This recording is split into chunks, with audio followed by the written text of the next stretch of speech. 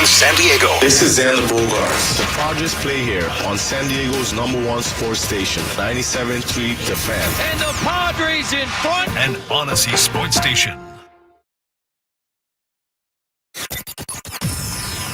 Attention, 97.3 The Fan listeners. If you're drowsy, sluggish, or feeling fatigued, you're about to get your afternoon boost. With Tony Gwynn Jr. Well, I want to see greatness. I love greatness. Chris Ello. You can't swing a cat around without hitting 4 or 5 idiots anymore. And Matt Scraby. I love greatness. Don't blame us for any side effects. You thrilled our fans throughout the postseason with a great performance. Gwynn and Chris are ready to go. Yes, we are, and away we do go. It is finally a Friday, so there's that. We welcome you into Gwynn and Chris on San Diego's #1 sports talk station, home of the Padres. Still proud to be home of the Padres, but certainly not feeling it today as we get underway for the next 4 hours. Yeah, that's right. Back to the 4-hour grind, Scrabe.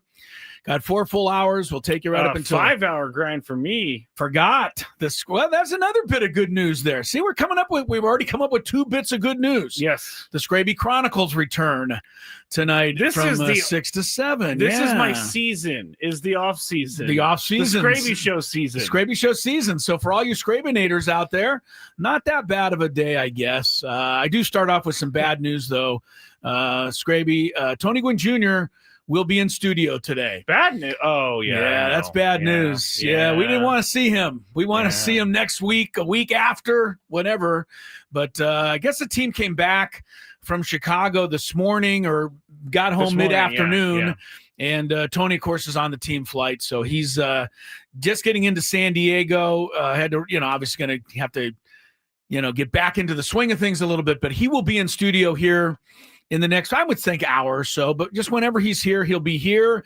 So we'll certainly be able to get his thoughts on what transpired in the wild, well, maybe we should say not so wild card series. There wasn't too much wild about it other than maybe the pitching of Brad Keller in the 9th inning yesterday.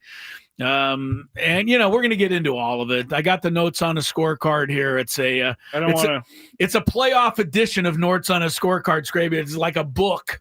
Wow, that is the most I've ever it's a lot. seen. How many pages are spent on Luis Arraez not running to first? Oh man, all caps, Scraby. I thought about you know how unhappy I was about that. And I mean, look, everybody who's listened or read one of my tweets this year knows that I've defended Luis Arraez as much as I can, but I won't defend that. I will never defend that. And if it had been, I don't know how many times I've said it.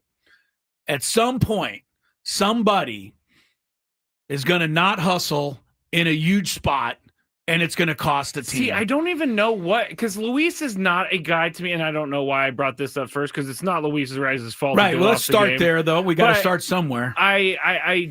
He's not the type of guy who does not hustle. It wasn't so he really had even to have thought that it was It honestly looked to me like it was a bit of just a reaction, like, oh, I'm out. But the bottom line is you can't do it. And I'm tired of this. I understand that a fly ball to center field is an easy out. I still want my guys to run. If you don't want to sprint like Nico Horner of the Cubs, for example, does on a fly ball, okay, you don't have to sprint, but at least get out of the batter's box. I see Manny, I see Fernando hit these deep fly balls that are cans of corn, and they're standing in the batter's box when the ball is caught. No, it's not just Manny and Fernando. No, it's but they're two of my league. examples, yes. And because I see them more than anyone else. And so, when Arraez hits this yesterday and the guy drops the ball, obviously, or can't catch it, we all say to ourselves, right? We're watching on television. We all say, oh, he's going to beat. No, wait a minute. No, wait, did he not run? And then we see the replay, and he didn't run. Yeah. It's inexcusable at this level. And it's inexcusable in Little League. I'm not kidding you. Your coach, when you're 10 years old, if you hit a fly ball like that and didn't hustle Your coach in 10 years old would say, Johnny, you gotta run it out, man. Yeah. That's the first thing we teach you here is hustle. Yeah. So it just goes without saying. I'm so sick of it. And you know what? Whether you want to say he didn't hustle or whatever. I don't think it's a not hustle thing. I think it was a brain error. No. Well, you know what else it was? It was an assume. And you know what an assume does. Yes. It makes an ASS out of you and me. And in this case, it was him. Anyway. That's not where I wanted to start. Dansby Swanson was incredible this series. He had a really good series, but that's not where I wanted to start. I want to start with the emotional part of it first. We got all day to get into what really ails the Padres, and we're going to get into all of that. But I want to just start with the emotional part of it. The end of every season is just brutal and difficult. And it should be. You're a fan out there. I'm a fan. We're all fans. You guys, us, the players themselves, even though I know sometimes you think they Cadillac it, everybody puts their heart and soul into the whole thing. They do. And when it ends, it's crap. And it just is a terrible feeling. I don't know any other way, though, for a season to end. I just don't. Right. Okay. Sorry. Yeah, that was kind of stupid by me. There's no other way other than a parade for a season to end. I had a pretty empty feeling at the end of the 98 World Series. I remember sitting there at Qualcomm. The Yankees poured out on the field. They were celebrated as the greatest baseball team of all time. A lot of the Padre players came out of the dugout and waved their hats and gloves and, saluted the fans who had been with them all year. It still was a really empty feeling. And it was the same last year. Was it any different really last year? Maybe it was even a little worse last year, having it lose to the Dodgers and to go out the way they did. I will say this, Chris, like I was talking to my friend this morning, I feel like last year's loss was more of a disappointment for me than this year. Yeah, maybe so, but here's the difference between last year's loss and this year's, in my mind, that makes this year's more difficult. And that is the fact that last year, the Dodgers were 100+ wins. Yeah. The Yankees were all that last year. The Philly, whoever it was, there was a bunch of teams out there that were just loaded. This year, it just was not that case. This year was wide open. It was there for the taking. It is still there for the taking for the 8 teams that are left. You can make a case for any of the 8 that are left right now, and they all have strengths and they all have weaknesses, and none of them won 100 games, and only 2 of them won 95. So that's why it feels like a kick in the gut, because this might have been a chance. Winning the division, you play the Reds at home? That was so big. And we talked about it the entire month of September. We hope this doesn't come back to be the storyline. And it is. It's one of the storylines. Yeah. You would have you can't guarantee you to beating the Reds. I don't know. The Reds scored 9 runs in their 2 losses to the Dodgers. It might have taken the Padres a month to score 9 runs in the playoffs. I'm not sure. But, yeah, you would have rather been home. And, you had a chance to take the Dodgers down. They left the door open for you. That is all the stuff that is going to be sour feeling throughout the entire offseason.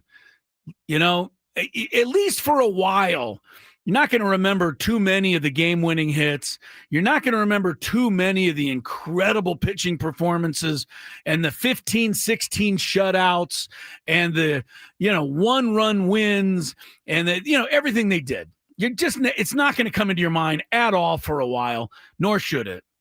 So there's the emotional part of it, and I think that is the first thing that sticks with me. I try to get mad yesterday. I try to go, well, it's this guy's fault, it's that guy's fault. And I ultimately just kind of landed on the fact that, I know it's not satisfying, but this is what happens in baseball. Baseball is a game of what? Failure. It's a game of failure. The best players in the world get out 7 out of 10 times.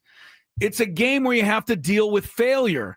I know it doesn't feel good right now, But the Dodgers failed over and over and over, and I don't know how many times over again before finally they got, one last year. I know they got the other one in 2020 that people kind of, shoved to the side, but I can't tell you how many times I saw them get beat by the Cubs, the Phillies, the Padres, the Diamondbacks, Astros. over and over and over. The Dodgers, the Red Sox beat them. And this is what it is, except for that one team. So there's that emotional part. And I just, if you're going to be invested, and you should be invested, and I love it that we're invested, you're going to have to go through this. This is just part of the deal you make.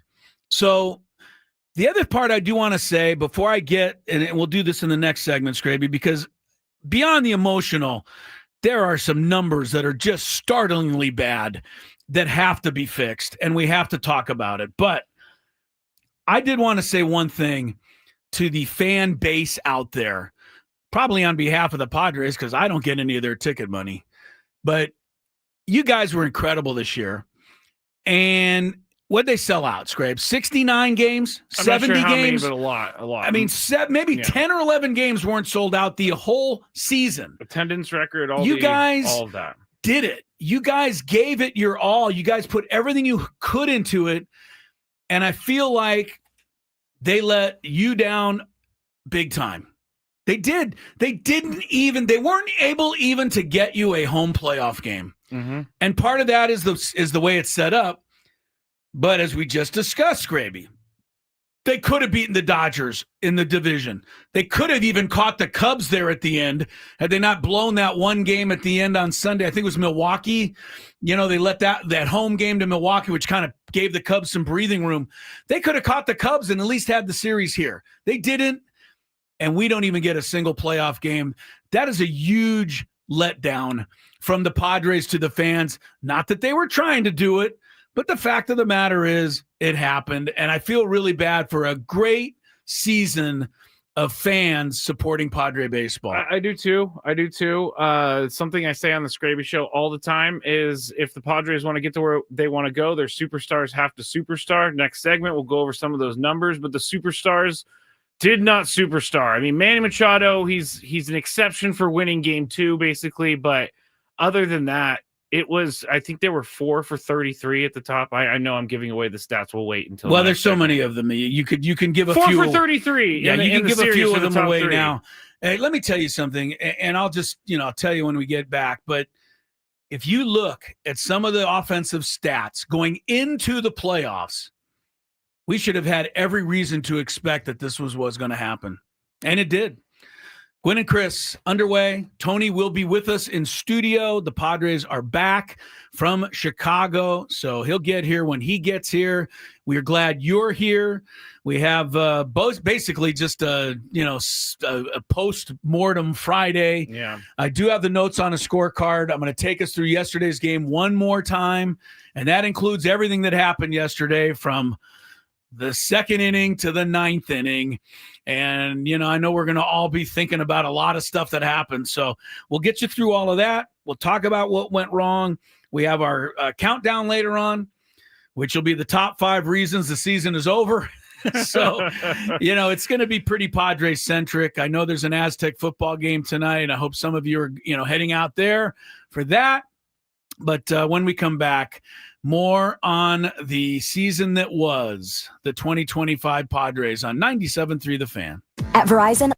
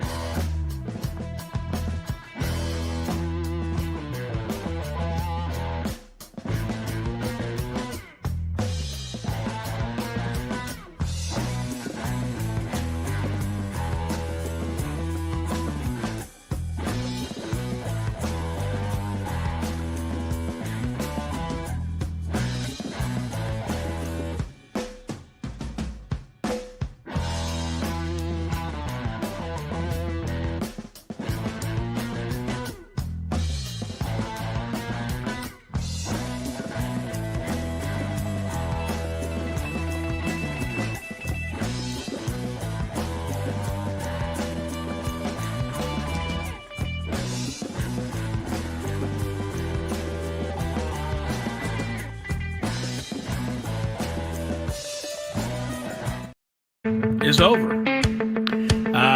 Cubs 3, Padres 1.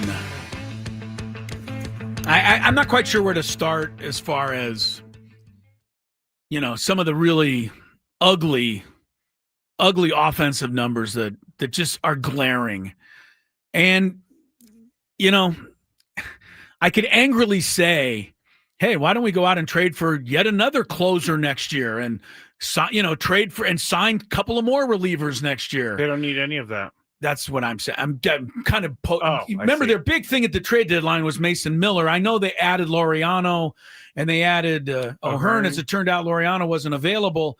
The best former Baltimore Oriole, though, in this series was neither of them. It was Andrew Kitteridge, who the Cubs picked up from Baltimore. But anyway, hopefully the Padres can keep whatever pitching they need to keep. And we're going to go through the roster and everybody who's, could leave, might leave, etc.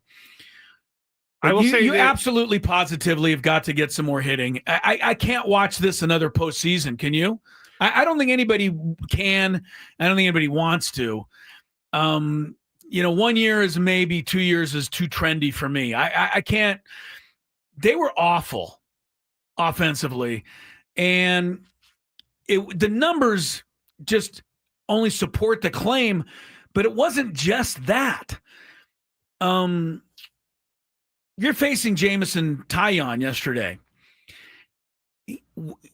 By the time the game started, or maybe halfway through the first batter, did you not know at that point, if you've never seen him pitch before, did you not know at that point that this guy has a devastating changeup and that he loves the changeup and he uses his changeup often to keep batters off stride? And when he doesn't throw a changeup, he throws slow breaking stuff, and he does this, darting one way and the other way, and he has great command. We knew all of this stuff, or at least I did, midway through the first inning. So somebody explain to me how the Padres then can send 4 innings worth of batters up against him who all pull the ball and roll over and ground out to second base.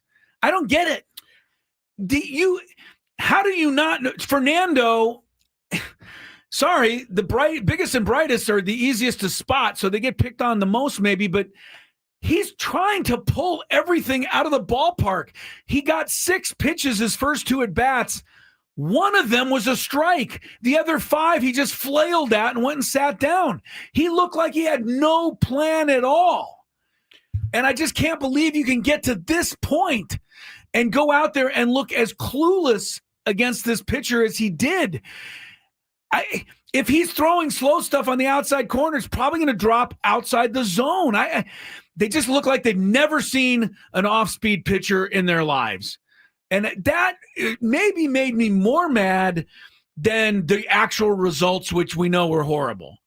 I don't disagree with anything you're saying, and I feel like their mentality when they were on this year, their hitting mentality was clear and obvious. Center field, opposite field, gap. Move the line. I don't get it. So now you show up in the playoff. They flied out. They hit 13 fly ball outs in game 1, came right back and hit 12 more in game 2. And then yesterday, Cronenworth rolling over to second base. He was 0 for 11 in the series. Well, he also faced 9 lefties, so I'm not defending him. I'm saying that was part of it. But the one righty he faced, yanking it, grounding over to second base. Time and time again, Fernando swinging at stuff that wasn't even close. He looked like he just had no idea. I don't get how you can be in this situation. At least, we'll rip on Arraez, and we already did. At least he hit a fly ball the other way, which almost actually carried out of the ballpark. And we'll get into the notes on the scorecard. At least Manny hit a line drive to right center that Crow Armstrong made a great play on. Everyone else who faced Taillon rolled over. It was embarrassing to me, and I wasn't the only one who noticed it. We got a text, you and I, from our partner sitting in the booth at Wrigley Field saying, if we keep doing this, it's going to be a long day. And he was right. I mean, yeah. So I don't get how you can get to this point and be like, those are things to me that are in your control. Once you hit the ball, you can't control it. If you hit the ball well, you have a good at bat, you line drive, you take some pitches, you swing at strikes, you take balls, and then a guy makes a play, hey, boom, great. But if you're just going to get yourself out all day, that's just I can't handle that. I'm with you 100%. I think that what happened was they figured, they didn't hit well down the stretch at all. Like it was something that we talked about. It was a mirage the last week or so when they put some runs on the board. It was. And so when they get away from their game plan, they start to press, and everybody's trying to tie up the game, and everybody's trying to make something happen. And we have said this all year long: when you press, good things don't normally come out of it. Let me tell you how bad the Padres were in this series. The Padres in this series had a batting line of what do they call it? A split line or whatever? Splits. 189 batting average, 243 on base, 305 slugging. In the series, now 3 games is a very small sample, but in 3 games, the OPS was 548. If you include the disastrous end to last season and you factor in the last 51 innings of postseason play, their OPS drops to 447. Let me tell you how low that is. That's almost hard to do. Well, let me tell you how low it is. The worst player in baseball this year in OPS. Do you know who it was? Who qualified, right? You got to have enough at bats to qualify. The worst hitter in the major leagues this year was Milwaukee Brewers shortstop Joey Ortiz. Oh, wow. His OPS. Shout out Joey Ortiz. Yeah, thanks. Joey's glad I brought this up. Joey Ortiz's OPS was still 50 points higher than what the Padres did against the Cubs. And he was the worst player in baseball. His OPS is 150 points better than what the Padres have done in the last 51 innings of postseason play. That is a trend that is got to change, or you're never going to get the happy ending to the season that we all want. Furthermore, going into this playoff, if you just rank the 12 teams that made the postseason, okay, took out the Rockies, took out all those other teams, the 12 teams in the playoffs, the Padres ranked where in home runs? Oh, they were among those 12. Maybe 26? No, but you only rank in 12. 12. Yes, they were 12. That's an easy one right That's there. an easy one. Here's another one for you. Where did they rank in hitting with runners in scoring position among those 12? Last? 10th. Okay. Here's my point. If you know this, if you can't hit a home run, you better hit with runners in scoring position. Yes. And if you can't hit with runners in scoring position, you better hit home runs. Yep. Well, statistically, heading into the playoffs, the Padres were bad at both things. So how are we to expect any different of an outcome than the one we got? They went 3 for 26 with runners in scoring position. It was predictable, really. They did hit 2 home runs, and thankfully, one of them at least got them to a third game. This offense it was broke, and I don't think it's an overreaction to say it was. It was ugly, and there's just no excuse for that kind of, you want to pick on individuals, we can single some guys out.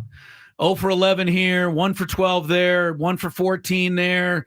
Strikeouts this. To me, it was a team-wide approach. Oh, yeah. And that is very troubling to me going forward. And it has to be fixed. Whether there has to be I've heard Victor Rodriguez fired at least 1,000 times since yesterday. I don't mind if you really want to blame it on him. Fine.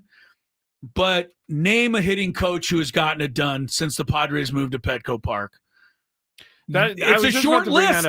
Nobody's done it. I was just about to bring that up because everybody wants more slug. I want more slug. I want to see more home runs, but is it counterproductive, I guess? I don't know. To bring in someone who's known for hitting home runs in a park that doesn't allow home runs? We want more home runs. I just spent the last 10 minutes complaining about the fact that all they did was try to hit home runs at Wrigley Field, and that's why they lost. Because they got away from what they do. I know it's a conundrum. Yeah, it's a conundrum. You got to find. I don't know. Move the fences in at Petco. Okay, well that'll be in for the other team too. That's the other thing. Other teams seem to be able to homer at Petco, no problem. Scraby and I were just dreaming for a minute there before the show about who are the bats that are out there. Somebody who's like a major slugger that could come in and change the whole dynamic of this offense. And we both said Kyle Schwarber, because he's hit, I guess, 9 home runs in a very short span at Petco 21 Park. games, 9 home runs, 938 OPS. Okay. He either strikes out or hits home run. We said Kyle Schwarber. Of course, we'd love to have. Who wouldn't love to have him? I just have the worst feeling he'd come here and hit 28 home runs at Petco Park. I just don't know what the solution really is. What about I don't know. The polar bear? Yeah, he's about as strong as they get. He's a free agent. There's, don't make me watch him play first base for a whole season, but yes, he can muscle the ball seemingly out of any ballpark. If he comes here and he plays first base, I don't want to hear any complaints. Especially after the game Arraez had yesterday at first base. He had a pretty good defensive game. He had a terrible day, but his defense was almost saved them. Yeah. All right. Notes on a scorecard is next. Included in that, of course, is going to be the 9th inning. We haven't talked about DJ Rayburn yet. I didn't want to open with it because I don't want to feel like we're just blaming it on one thing, but that has to be talked about. That and the rest of Game 3 in Notes on a Scorecard. Tony Gwynn Jr. later. Countdown, top 5 reasons the season ended early. It's all still to come on Gwynn and Chris. Hello, friends. It's Woodsy. Here's the hard truth most parents don't realize.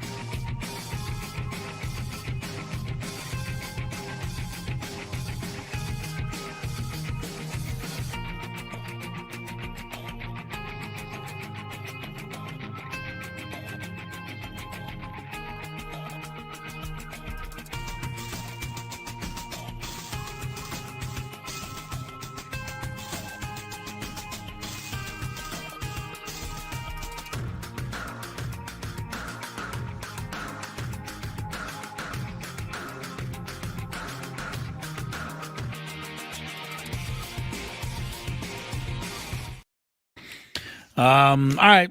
We yelled our stuff. Emotionally, sucked. Offensively, sucked. And season's over. Baseball playoffs continue this weekend. So difficult to even care, isn't it? Yeah, I don't care. Like I saw just, in the paper or whatever, there's 4 games tomorrow and they're playing then. I don't care, right? It's so hard to get excited about any of those series.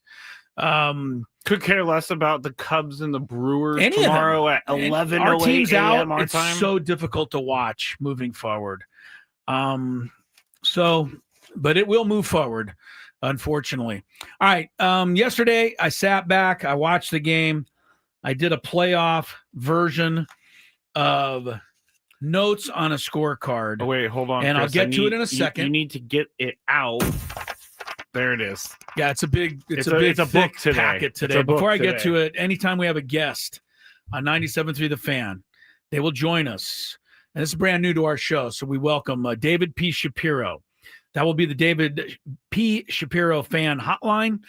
If anybody out there facing criminal charges, maybe Diddy should have called him. Okay. I'm sorry. 2 current events. 2 current events. Diddy's It literally just happened. It just came down. So if you want to find out how long Diddy's going to jail, you can go look that up somewhere. But anyway, trust David P. Shapiro, criminal defense attorneys helping clients regain control since 2010. Visit davidpshapirolaw.com. So glad to have him aboard. Let's get me some notes on a scorecard, Scrape, because I have a few.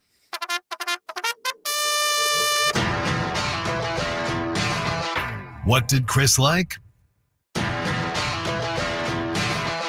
What does Chris want to clean up? Observations written on a grocery list.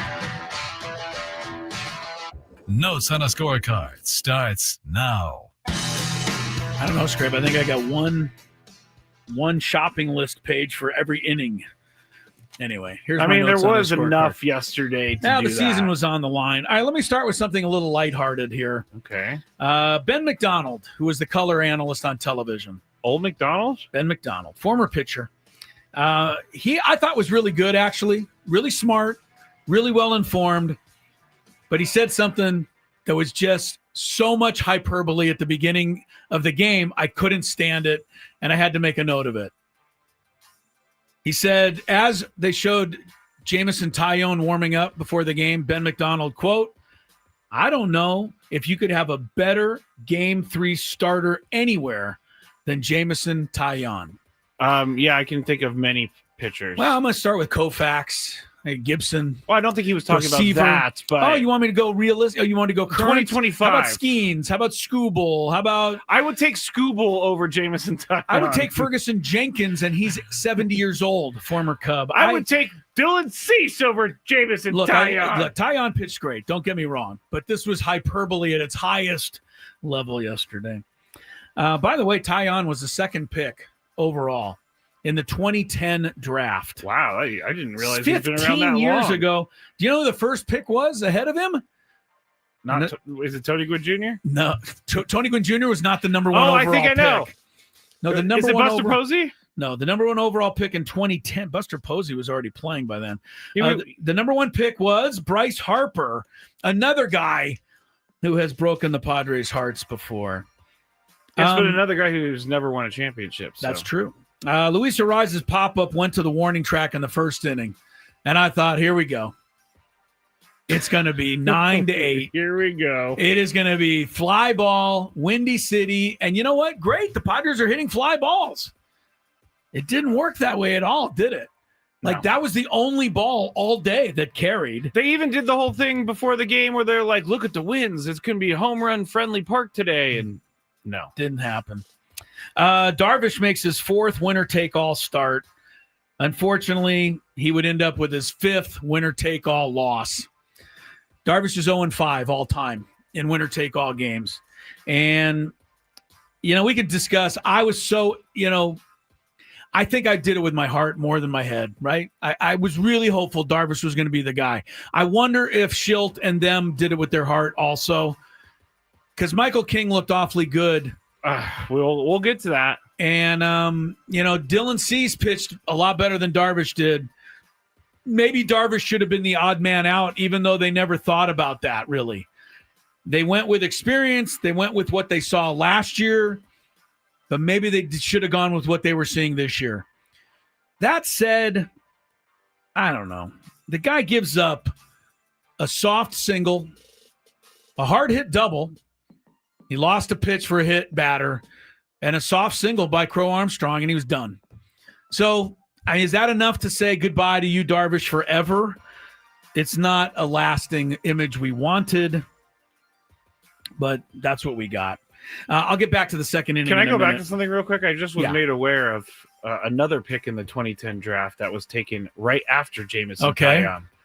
Manuel Machado. He was third. Yes. So Machado and I should have noted. Yeah. So it was Harper, Taillon, Machado. That's a pretty good top three of the draft, I would say. Well, that's two of them are good. I mean, Taillon is a nothing until like the last month. He's been good. The guy on TV said he was the best guy to start ever. Greatest starter ever for a game 3. Hell of a throw in the first inning by Freddie Fermin. Oh yeah. And he had a series. Let's be honest. He was pretty good. I mean, you get Horner, who's got 29 steals. Darvish is slow to the plate, cuts him down, and I think that had to be in the back of the mind of the Cubs the rest of the game. Yeah. To not be able to run. Fermin is a big weapon there, and I'm glad we have him going forward. All right, Merrill struck out in the second inning. This was the beginning of my stop trying to pull the ball. It was a changeup. It was going down below the zone. Merrill's one of those swings. You got to Tony will talk about it. Against a slower pitcher like this, you got to let the ball travel, as they say. Wait for it. Hit it the other way. O'Hearn followed with a ground ball to first base. And I'm thinking, this is bad. This is how you can't do this. I've seen this story too many times. You can't do this. You can't pull ground balls against. And, I said earlier, Tony even texted you and I. Yep. Said, if we keep doing this, it's going to be a long day. All right, into the second inning. Tucker got a hit, and that was a mid fastball. Darvish threw too many pitches there. Suzuki got a double. That was similar. Second and third, nobody out. I'm thinking, can we hold them to 1 run? We'll give up 1. That's a maximum. But then he hit a batter, and then PCA, who can't hit at all. Darvish makes another mistake. You can't throw the ball. That's the only place you can't throw it, is right there. I heard Ben in Woods this morning. Ben had a great point. Darvish has 9 pitches in the arsenal.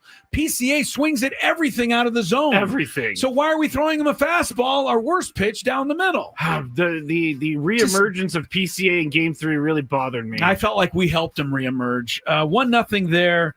And at that point, and I heard Ben and Wood say the same thing this morning because I was listening, but at that point, it could have just been over then. Like, bases loaded, a run in, Darvish already out of the game. I thought they were going to score 5. I thought they were going to score 7. I thought this is going to be the longest day of our lives. Yeah. Like, we're just going to be out of it before we even get started. Yeah. And then Estrada comes in and walks a guy. 2-0. You never felt like you're going to get another out again. Right. It was so bad. And then, I give Estrada some credit. You've got to give it where it's due. He got the strikeout. He got the ground ball. And that was a hell of a double play that Arraez started. Mm-hmm. It really was. Mm-hmm. And Estrada to get over and cover 3-6-1. You don't know how tough that play is. And especially to make it with the bases loaded. So 2-0. And you went, wow, we survived. But you know what I wrote at the top of the next page, Scraby? What? We held them to 2. It's right here. But can we score 2? And that's what I was thinking. It was the third inning, but I'm thinking, well, we're rolling over on ground balls. First guy up, Jake, rolls over, grounds out. Next guy, Fermin, change up, pulls it down to third base. Same thing. Tatis comes up, 3 pitches. I don't think any of them were strikes. He flails at all of them. That did not give me a lot of confidence going forward. No. And then in the fourth inning was when Arraez hit his line drive. I wrote it in all caps. And I basically said, I hate this. I mean, it's so obvious. It's low-hanging fruit to pick on the guy, but you have to mention it. As you and I said at the beginning of the show, in Little League, if you don't run when you hit the ball, your coach gets mad at you. That's in Little League. Yeah. Please run it out, especially in the playoffs. Don't take anything for granted. I cannot. It was so bad, but it's also so now.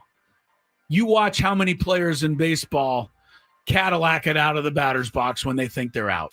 Most of them do. And, this was different than that. This was more of a, assuming something that didn't happen, but I don't think it would have helped. Well, It could have. Well, I'll say this. 2 batters later, Merrill doubled into the corner. That might have scored the first run of the game. Yeah, you're right. Thank you. You're right. Into the 5th inning. And guess who's up for the Padres? The hated 6-7-8 lefty. But for once, I was happy we had it. You know why? Because it got Tyon out of the game. They took him out. Yeah, I couldn't believe it. What? Oh, my goodness. I did not expect that. Craig Counsell was basically throwing us an olive branch. I don't think the Padres would have hit this guy from now until, November, the way he was pitching yesterday. But Counsell was doggedly determined to get his bullpen in. And, it was lefty. So what are you going to do? Well, look, Fermin hit a 2-out double. 2nd and 3rd. You got a chance to tie the game. Here comes Palencia. You had no confidence in Fernando right there. You just had none. He did hit the ball, but it was an easy fly out to right. Can I say this about Fernando? There have been 2 Fernandos this year. Yeah, that's a good call. There has been the what is he doing, Fernando? Yeah. And then the one that we know and love. Yeah. The guy who can rob catches, the guy who hits a bunch of home runs at the beginning of the year. How about the guy that we know and love was there in game 2? That's the game he played. Single, stolen base, 2 runs scored, game-saving play. But where was this guy yesterday? And I don't want to hear he doesn't care, because he does care. All right, I don't want to hear it, and that's the favorite go-to for people out there. That's idiotic. But Fernando looked lost yesterday. I don't know what was happening with his. I don't either. I don't get it. And we discussed it already. He looked like he had no plan up there. He had no at all. Yeah. And honestly, if he's that bad against slow changeups and curveballs down and away like slow stuff, that's all they're going to throw him the rest of his career. We all knew it was coming. And I can't believe that he's that bad against it, that they're just going to be able to get him out forever. The other thing is he got way better with his strike zone this year. He walked more than ever. And it just went back to everything went away. He didn't do it yesterday, swung at nothing but balls. It went away. I think, I don't remember who tweeted it, but at a certain point it was Fernando has seen 6 pitches. He swung at all 6 pitches. No, he swung at 4. Or no, he swung at all 6. 4 of them were balls. Yeah. That was what it was. So that's the 5th inning. Bush came up in the bottom of the 5th inning, and Michael Bush got jammed so bad that he basically hit the dumbest, easiest, softest pop-up down the third base line I've ever seen hit. But of course it landed fair and kicked away from Manny for a hit. Yep. There was a certain element to that yesterday. The Cubs got some softly hit hits. Yes. It's just part of baseball. No, what can I tell you? There was definitely weird vibes, because the Padres actually won a bunch of challenges, and it didn't matter. All year they've been having these challenges overturned that shouldn't be overturned, but they had a really good challenge record yesterday. 6th inning, Arraez hits a hard one-hop shot to Swanson, who makes another play, throws him out. What did I write down? Well, at least he ran all the way this time. Sorry, it's a cheap shot, Luis, but that's what you got to live with. And we should say that I don't know what's going to happen, but I think that might be our lasting image. I don't think Arraez is coming back. Oh, I don't think he's coming back, but I don't think that we're going to always remember. There's a lot of people who don't like this guy, and we know them all. Well, they can. You know what? They can have their opinions, but it doesn't make them right. Manny walked in that inning with 1 out. And here come Bogarts. I'm sorry, here comes Merrill, then Bogarts. And I write down that this inning is going to be shot unless Merrill comes through here. Because the on-deck hitter was going to be Bogarts, who I felt they would pitch around And then they'd bring Pomeranz in for the lefty thing. So if Merrill doesn't do anything here, the inning's over. This is why the 6, 7, 8 thing kills you so badly, because it even affects what's going on the inning before. As it turned out, it didn't matter because Merrill hit into a double play. That was the end of that inning.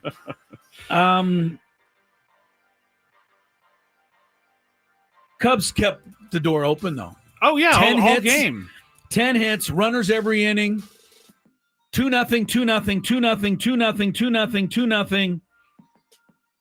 And in the 7th, Bogart steals second. Wow. What a risk. What a risk, and what a play by him with a broken foot. What a risk. And, he made it on the replay, but barely. If he's out there, it just stops another rally. But I didn't hate the decision because you had to try to do something, it felt like. You did. Iglesias gets a base hit, you're on the board. Only Horner goes up on a pitch that analytically had a 560 batting average chance of being a hit when it was hit. Wasn't a hit. He caught it. It just was that kind of thing. That was so frustrating. And it's hard to rip the team when you saw stuff like that happen in the game. But it did. Jake flied out. What else is new? Guy left at second base in scoring position. Just, this is a recording. That is going to be the lasting image for me, is how many guys they stranded this year. Bush homered, and now I'm thinking it's over. 3-0. And why, if you're going to warm up Morejon, why didn't you bring him in to face Bush?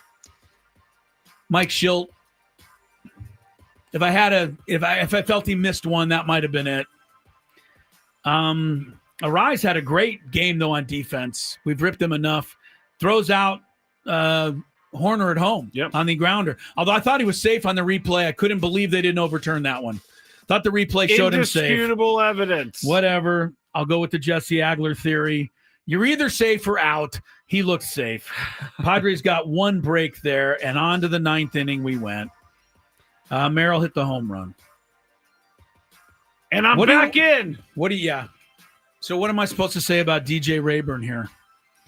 I thought about it a lot. I'll sit back. I thought about it a lot. And yes, the obvious is there. Next year you'll have the head tap, and it's too bad they didn't have it now. But if it's going to make you feel any better, and there's not much that's going to, understand this, that I believe DJ Rayburn forever goes down as a choke umpire.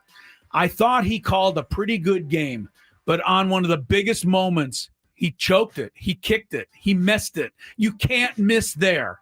Yeah. You can miss in the 3rd inning with no one. You can't miss there. And I think every time I hear DJ Rayburn, I don't care if it's a Tiger Guardian game in 2 years, I'm going to think, oh, me too. Can't trust this guy. I will never forget Doug Eddings because of something he similar. May choke. I think that's too bad for DJ Rayburn because I thought he called a good game, but I can't let him off the hook. You can't make that one. No. You can't. No. And it doesn't mean that the Padres would have won, but it would have loaded the bases with no outs. Well, let's play out the inning real quick. Let's go to the other side because we only got 15 seconds. We'll play out the inning real quick. Yeah, here's what would have happened had he got the call right when we return.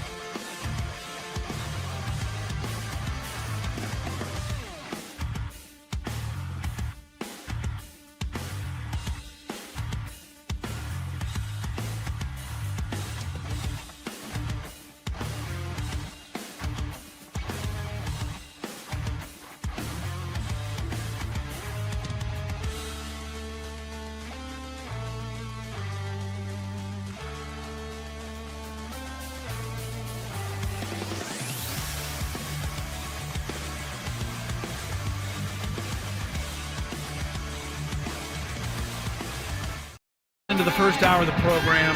We still have 3 hours to go. Yes, it's that time of year, Scrape, where the Gwynn Chris program is back to a 4-hour affair from 2 to 6 every day, weekdays anyway.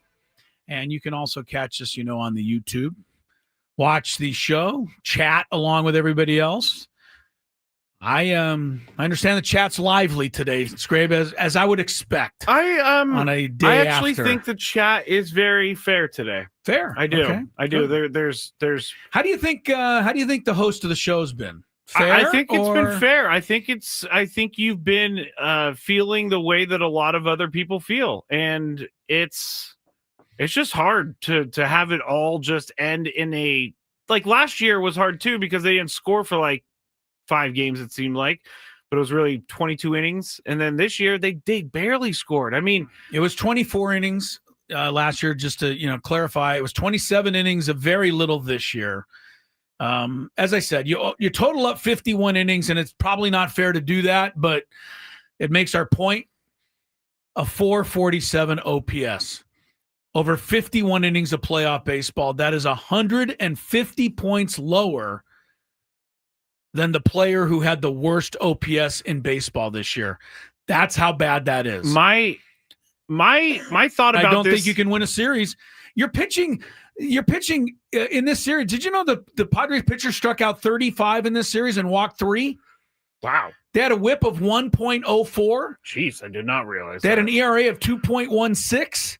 I don't know what else you could do. Defensively, the Padres played perfect. Am I mistaken? Did I miss a play? That they missed one? I don't think they missed a single play. Padres were letter perfect.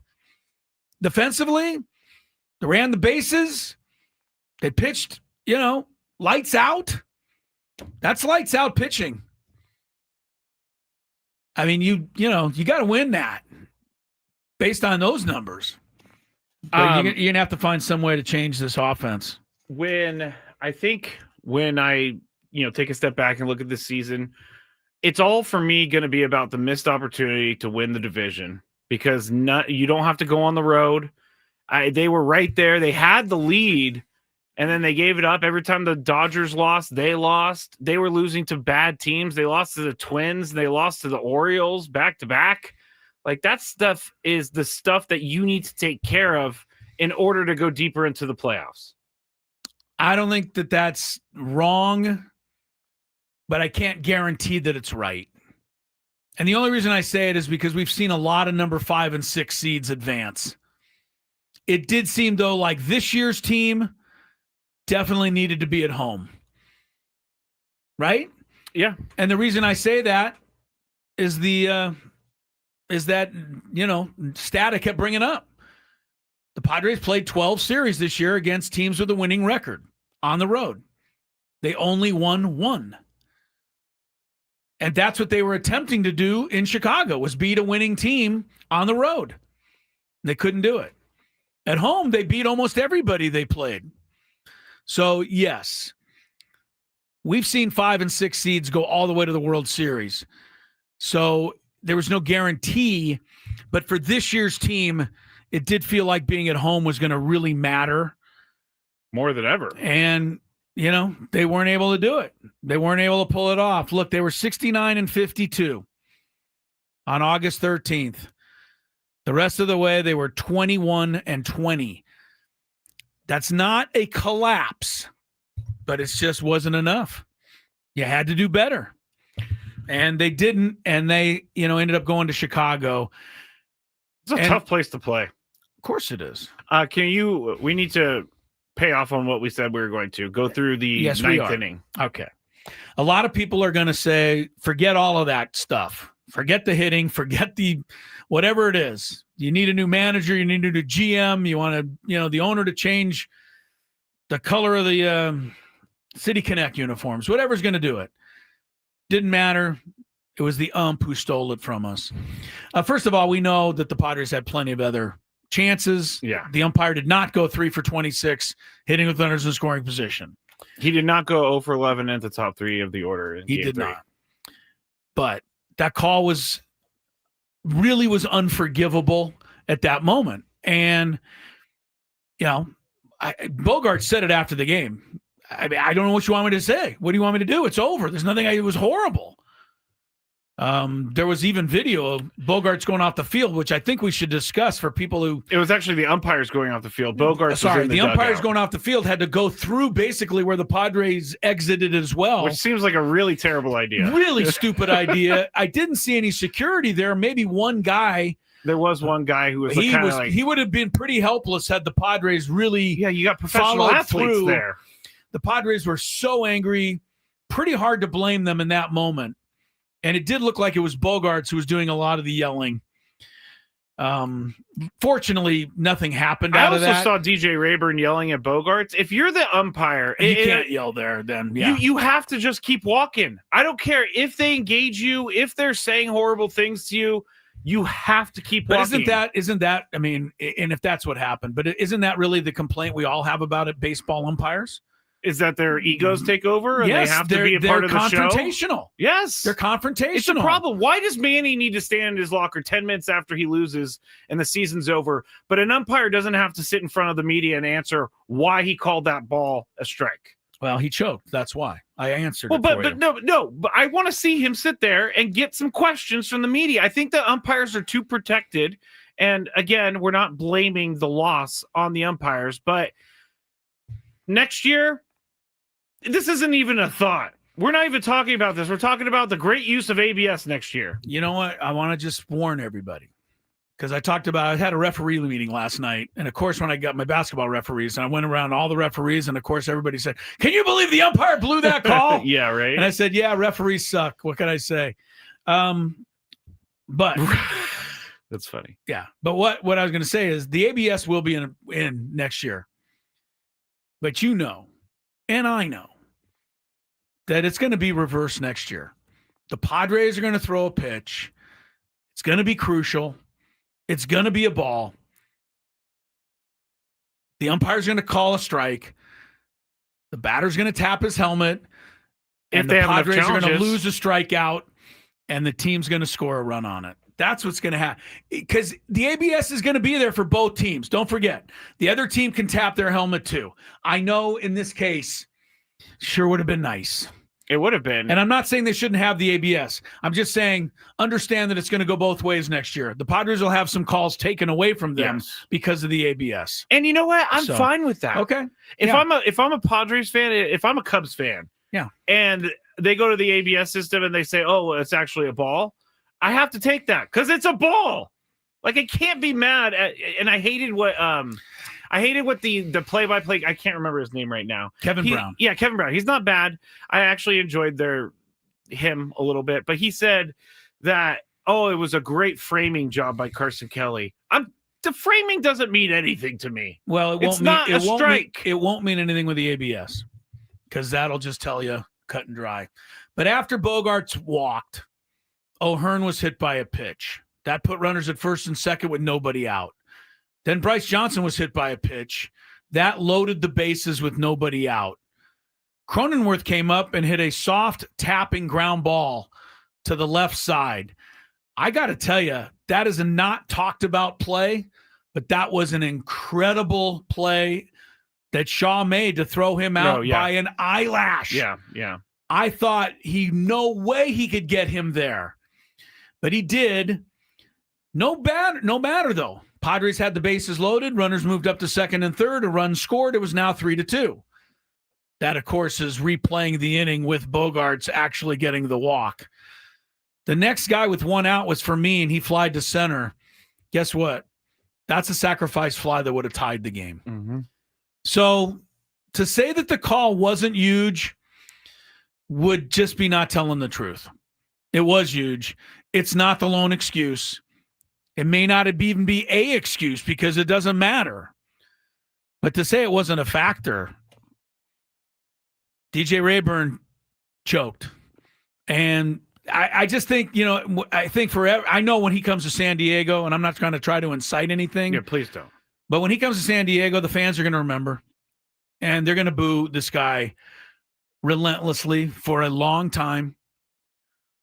And, but to me, I don't even know if they'll send him to San Diego. If they're smart, they wouldn't. I wonder if they'll, because we'll remember. People won't remember.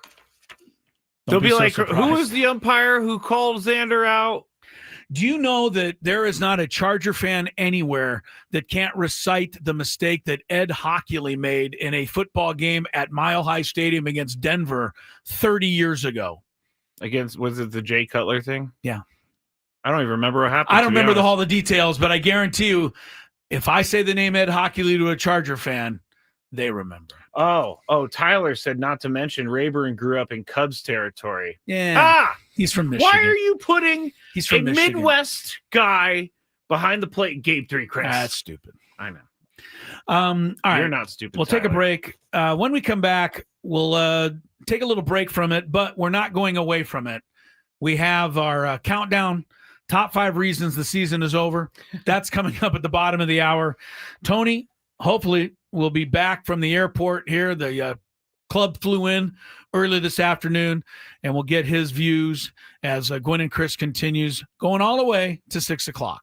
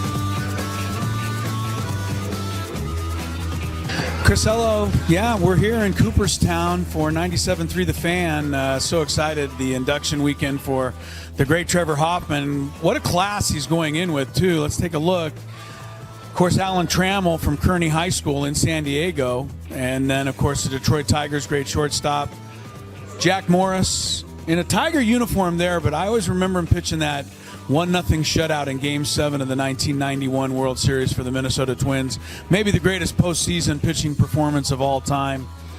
Chipper Jones, Padre fans remember him. Every fan of a National League team remembers him because he would come in and do damage to that team.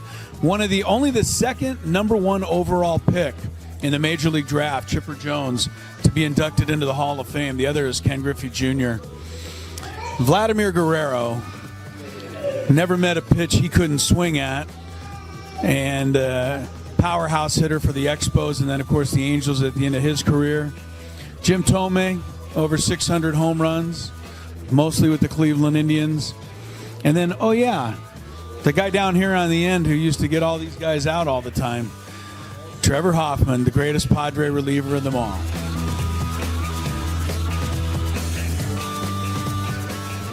Two of the greatest outfielders in the history of baseball. Of course, you've got Babe Ruth right here. Ted Williams right over there. I was wondering who the third outfielder would be. And then, of course, it hit me.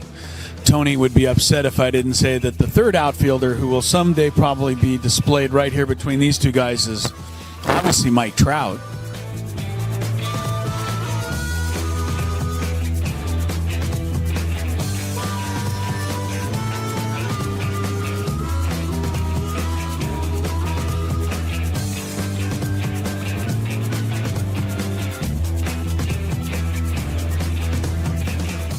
And this is the San Diego Padres locker room here in Cooperstown.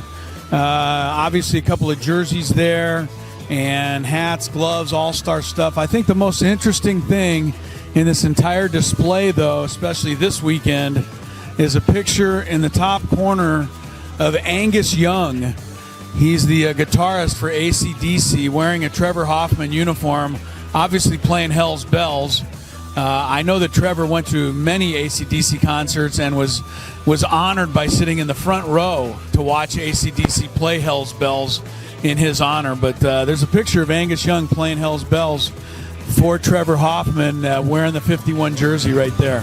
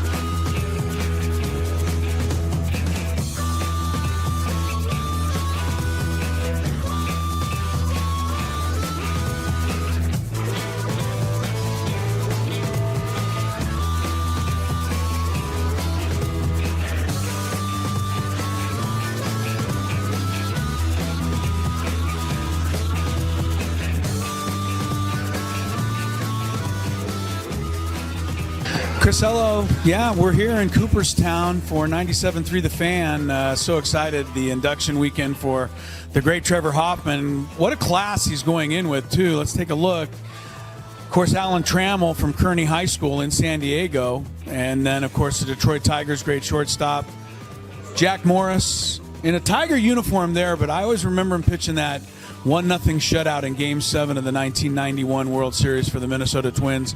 Maybe the greatest postseason pitching performance of all time. Chipper Jones, Padre fans remember him. Every fan of a National League team remembers him because he would come in and do damage to that team.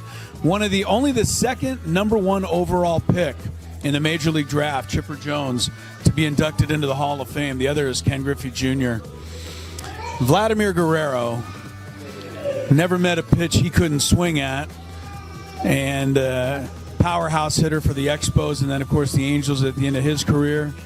Jim Thome, over 600 home runs, mostly with the Cleveland Indians. And then, the guy down here on the end who used to get all these guys out. The old Dallas Cowboy running back. Long time ago, Dwayne Thomas. He was kind of a mercurial running back. He finished his career actually with the Chargers. But he was one of the heroes of Super Bowl VI when the Cowboys beat my team, Scrape, the Miami Dolphins. But prior to that, Dwayne Thomas lost a couple of playoff games. I think he lost the Super Bowl the year before. And they asked him after the game, his thoughts on losing a Super Bowl. And he said, I look at it this way. If that's the ultimate game, then why do they play it again next year? And I've always thought about that when a season's over. We'll have another chance next year. It will come. It will, but not soon enough. Not soon enough. Not soon enough. Not soon enough. Yeah. Waking up this morning, I just felt a little empty. hollow. Yeah, a little empty. And you did a little thing on the chat there, getting people's a poll. Yes, a little poll on what you think the team needs. What were the choices there? The choices for the poll. Let me pull it up real quick. I can't find. Oh, there it is. It was, what do the Padres need to change for 2026? More power hitters, new manager, better pitching, new GM. Thankfully, new GM came in last, but there were still votes for new GM. I don't know what AJ Preller did, but I don't know. There's a lot of people. I want to say a lot, but I've heard a few whispers. People think maybe it's time. I don't agree with that. I'm just saying I feel like I've heard some whispers. I've definitely heard the whispers as well. And I don't know how much I believe the whispers. I don't either. I mean, all good things have to come to an end. He's been here a long time. Is it like 15 years at this point or no? 10, 11, 12? Yeah, we'll have plenty of time to talk about that. But the power hitter thing. Yeah, that one, by the way, 76%. 76%. New manager, 9%. I mean, there are a lot of people. Always some manager people. There are a lot of people disappointed with some of the, I guess, perceived stubbornness throughout the year. Well, look, it's okay. The stubbornness is one, and the other thing to be, feel some type of way about today is that's 2 years in a row that Mike Schultz guys have not really brought it big time in the postseason, right? Yeah, I mean it's true. Mm-hmm. So I don't know if you want to blame the manager, but I think there's probably people who feel there's a connection. I mean, you want your guys performing at their peak right now. Instead, they were not even performing at medium level 2 years in a row. That is something that may bother some people. When Mike Schultz took out Michael King, and again, this is not the reason they lost, I was like, why? Yeah, I didn't get that one either. I know that he started out a little wild, but he found it. No, he struck good. Out 3 guys, and then he just comes out. He looked good. That could have provided some sort of spark too. Well, the bigger mistake was if you're going to warm Motorhone up, you might as well bring him in to face Bush. Yeah. Why leave Suarez in to face him if you're going to warm Motorhone up? That was a gut punch. So that was the realization that it's 3-0 gut punch. It was. Even though they rallied in the 9th inning, we'd already lost it. Felt like we lost it in the 7th inning there. Yeah. A couple of quick notes because there are some other things happening in sports. Not a lot, to be honest with you. It's there's no baseball playoff games today. Should I have the gambit ready or no? Yeah. Okay. Have it ready. We'll do a couple of gambits. We'll talk about the Aztecs play tonight. Your guy, Lamar Jackson, he's your fantasy guy, but he's out officially. Yep. I love how the Ravens just wouldn't say a word all week. Come on. I could have started Matthew Stafford last You know what night. I mean? It's just not. It's not national secrets, I mean, it's a football game. We can't tell you. It's secret. Maybe Whatever. they were trying to see if he was going to get better. Well, then just say that at least. They didn't say anything. Tired of that. Jaden Daniels going to be back in for the Commanders against the Chargers. Charger tackle Joe Alt, though, big deal again. He's out. Ankle. Brock Bowers going to play Sunday for the Raiders. McCarthy's still out for Minnesota. Wentz for the Vikes. Those are some of the big football news things. All right, let's gambit it real quick, Scrape. Do you like money? I think about money a lot. Do you like money without doing anything? Winning. Do you want to make money while watching sports? I think Washington is immortal luck. Washington! Woohoo! If you answered yes, this is your segment. Just don't blame us when you lose. Nothing is ever your fault. It's your game. Take it.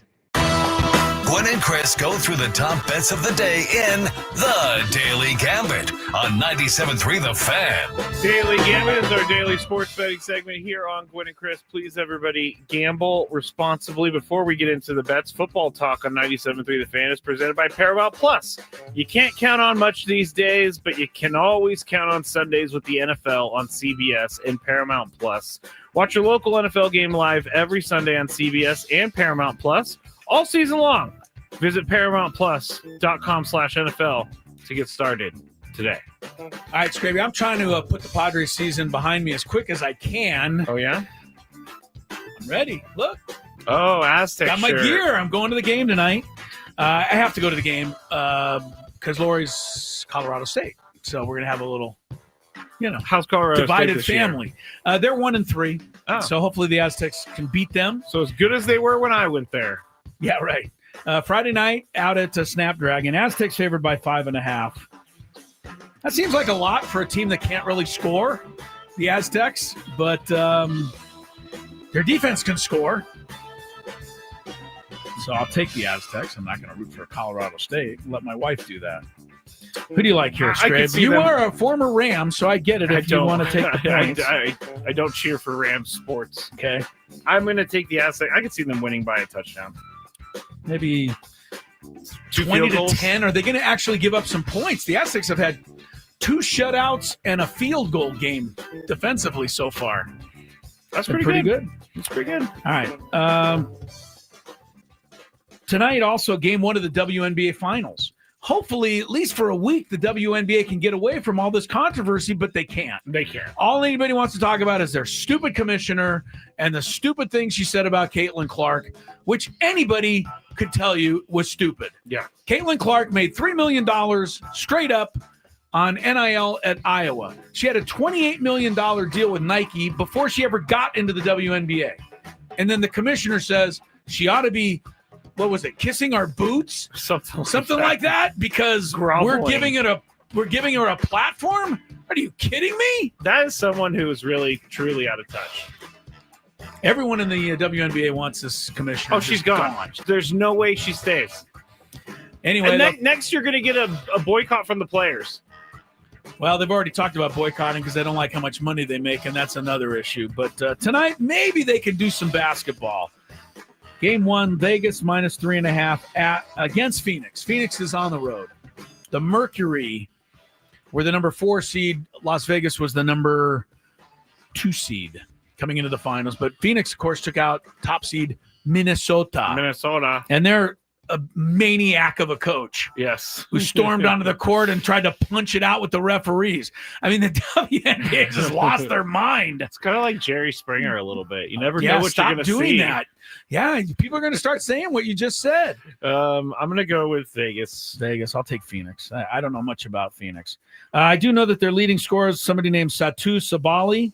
I like the name. 16.5 points for Phoenix. I say she goes over. Satu Sabali for Phoenix. I'll say over too. Why not? Tomorrow, I'll just do one. Who gets more runs, hits, or RBIs in game 1? Plus runs plus hits, RBIs. Ohtani or Judge? Ohtani faces, of course, the Phillies. Judge faces the Jays. More runs plus hits plus RBIs. I can't. You don't even want to do it, do you? Because you just don't want to even talk baseball right now. I'm going Judge. You're going Judge there. I'm going Judge because it was so annoying to see the Dodgers celebrating. I don't know that they'll be celebrating, but I'm going to take Ohtani because Philadelphia is just such an easy hitter's ballpark. So I'm going to take him in this particular one. All right. Couple of college football games that are pretty good this weekend. Alabama, 11.5 over Vanderbilt. Now, this seems ridiculous, but Vanderbilt is ranked right with Alabama. I don't know what's good. The world has lost its because they lost. access. Alabama loses to Florida State, and they fell so much. No, but Vanderbilt is like 11th. What is Vanderbilt doing there? I don't know. Vanderbilt beat Alabama last year. I like Skylar's Crimson Tide here. Minus 11.5. They're going to remember last year. You know what? I'll go Vandy. Atta boy. Go with the Doors. Commodores. Oh. One more. Miami of Florida minus 4.5 at Florida State. Rivalry game at FSU. This is the game that Miami used to win every year because Florida State would miss a kick wide right. Have you ever heard that? No. In that series? No. Oh, yeah. They'll wear T-shirts all over the place at the game. Miami fans will wear wide right because Florida State lost 3 years in a row, missed a field goal wide right at the end of the game. That's brutal. Yeah, it was back in the day. Who do you like here? Miami's ranked number 3, I believe. Florida State did beat Alabama, then lost to Virginia. I'm going to go Miami. On the road? Yeah. All right. Just for good old Bobby Bowden, who was one of my all-time favorites, I'll take Florida State. And then Sunday, Dolphins minus 1.5 at Panthers. First of all, how could you ever favor the Dolphins? But they are. It's at Carolina. This is Miami's chance to make me feel like they have a little bit of a team. I'll stupidly buy into it. Take the Dolphins on the road. Carolina looked pretty good at home a couple weeks ago against Atlanta. And then they laid an egg last week. They did. I'm going to go with the Panthers, though. Yeah, I don't blame you. All right. There's a little daily gambit. When we come back to the Padres, our countdown, top 5 reasons that the season ended, period. Yesterday. It's over. So why did it happen? Why? Why did it? Why? Hold on. I got to find that. I got to find it. Oh, no. How I can't could this find possibly have happened? Oh, here it is. How did this happen? There he is. That What was is that, like Super Bowl 48? I mean, that's like a long time ago. It was now. the 2020 Super Bowl right before everything shut down. Right before the shutdown. Because Jimmy G saved the Bay Area by losing the game and overthrowing Emmanuel Sanders, and so there was no parade in San Francisco. There was one in Kansas City, and a lot of people got sick. Yeah. No, I remember some of that. Yeah, so Jimmy G is actually a hero for overthrowing Emmanuel Sanders. Not the only reason. Jimmy G is a hero, believe me. All right, Gwynn and Chris back with more as we roll towards 6. It is a Friday, so there's that. Well, Dylan.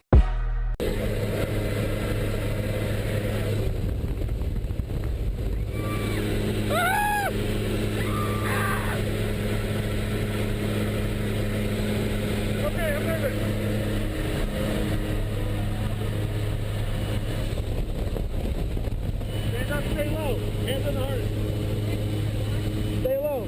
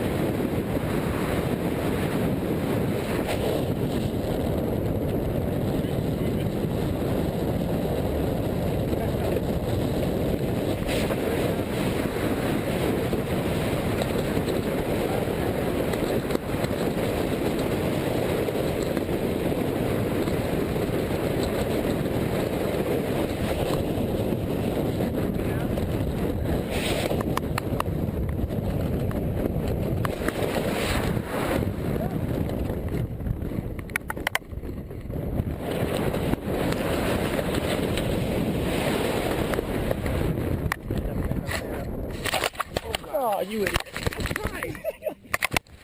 Typical tandem student right there. I tried. I wrecked your good job, buddy. Fun, huh? You need help with anything?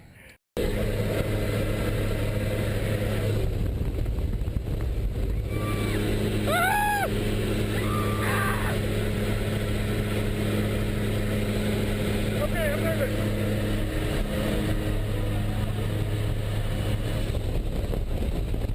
Stand up, stay low. Hands on the heart. Stay low.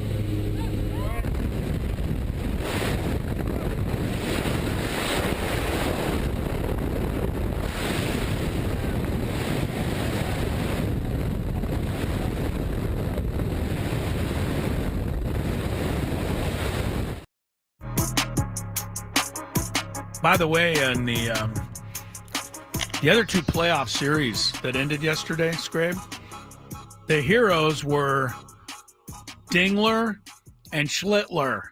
Yeah, two great names. Two great names, right? Dingler hit the home run for Detroit, and Schlittler, who's going to just really cause somebody some problems one of these days. Oh, someone's going to stumble, but you could say it was me misspeaking a name. Yeah, that's true. 12 strikeouts. What a performance for a rookie in his first ever playoff game for the Yankees last night.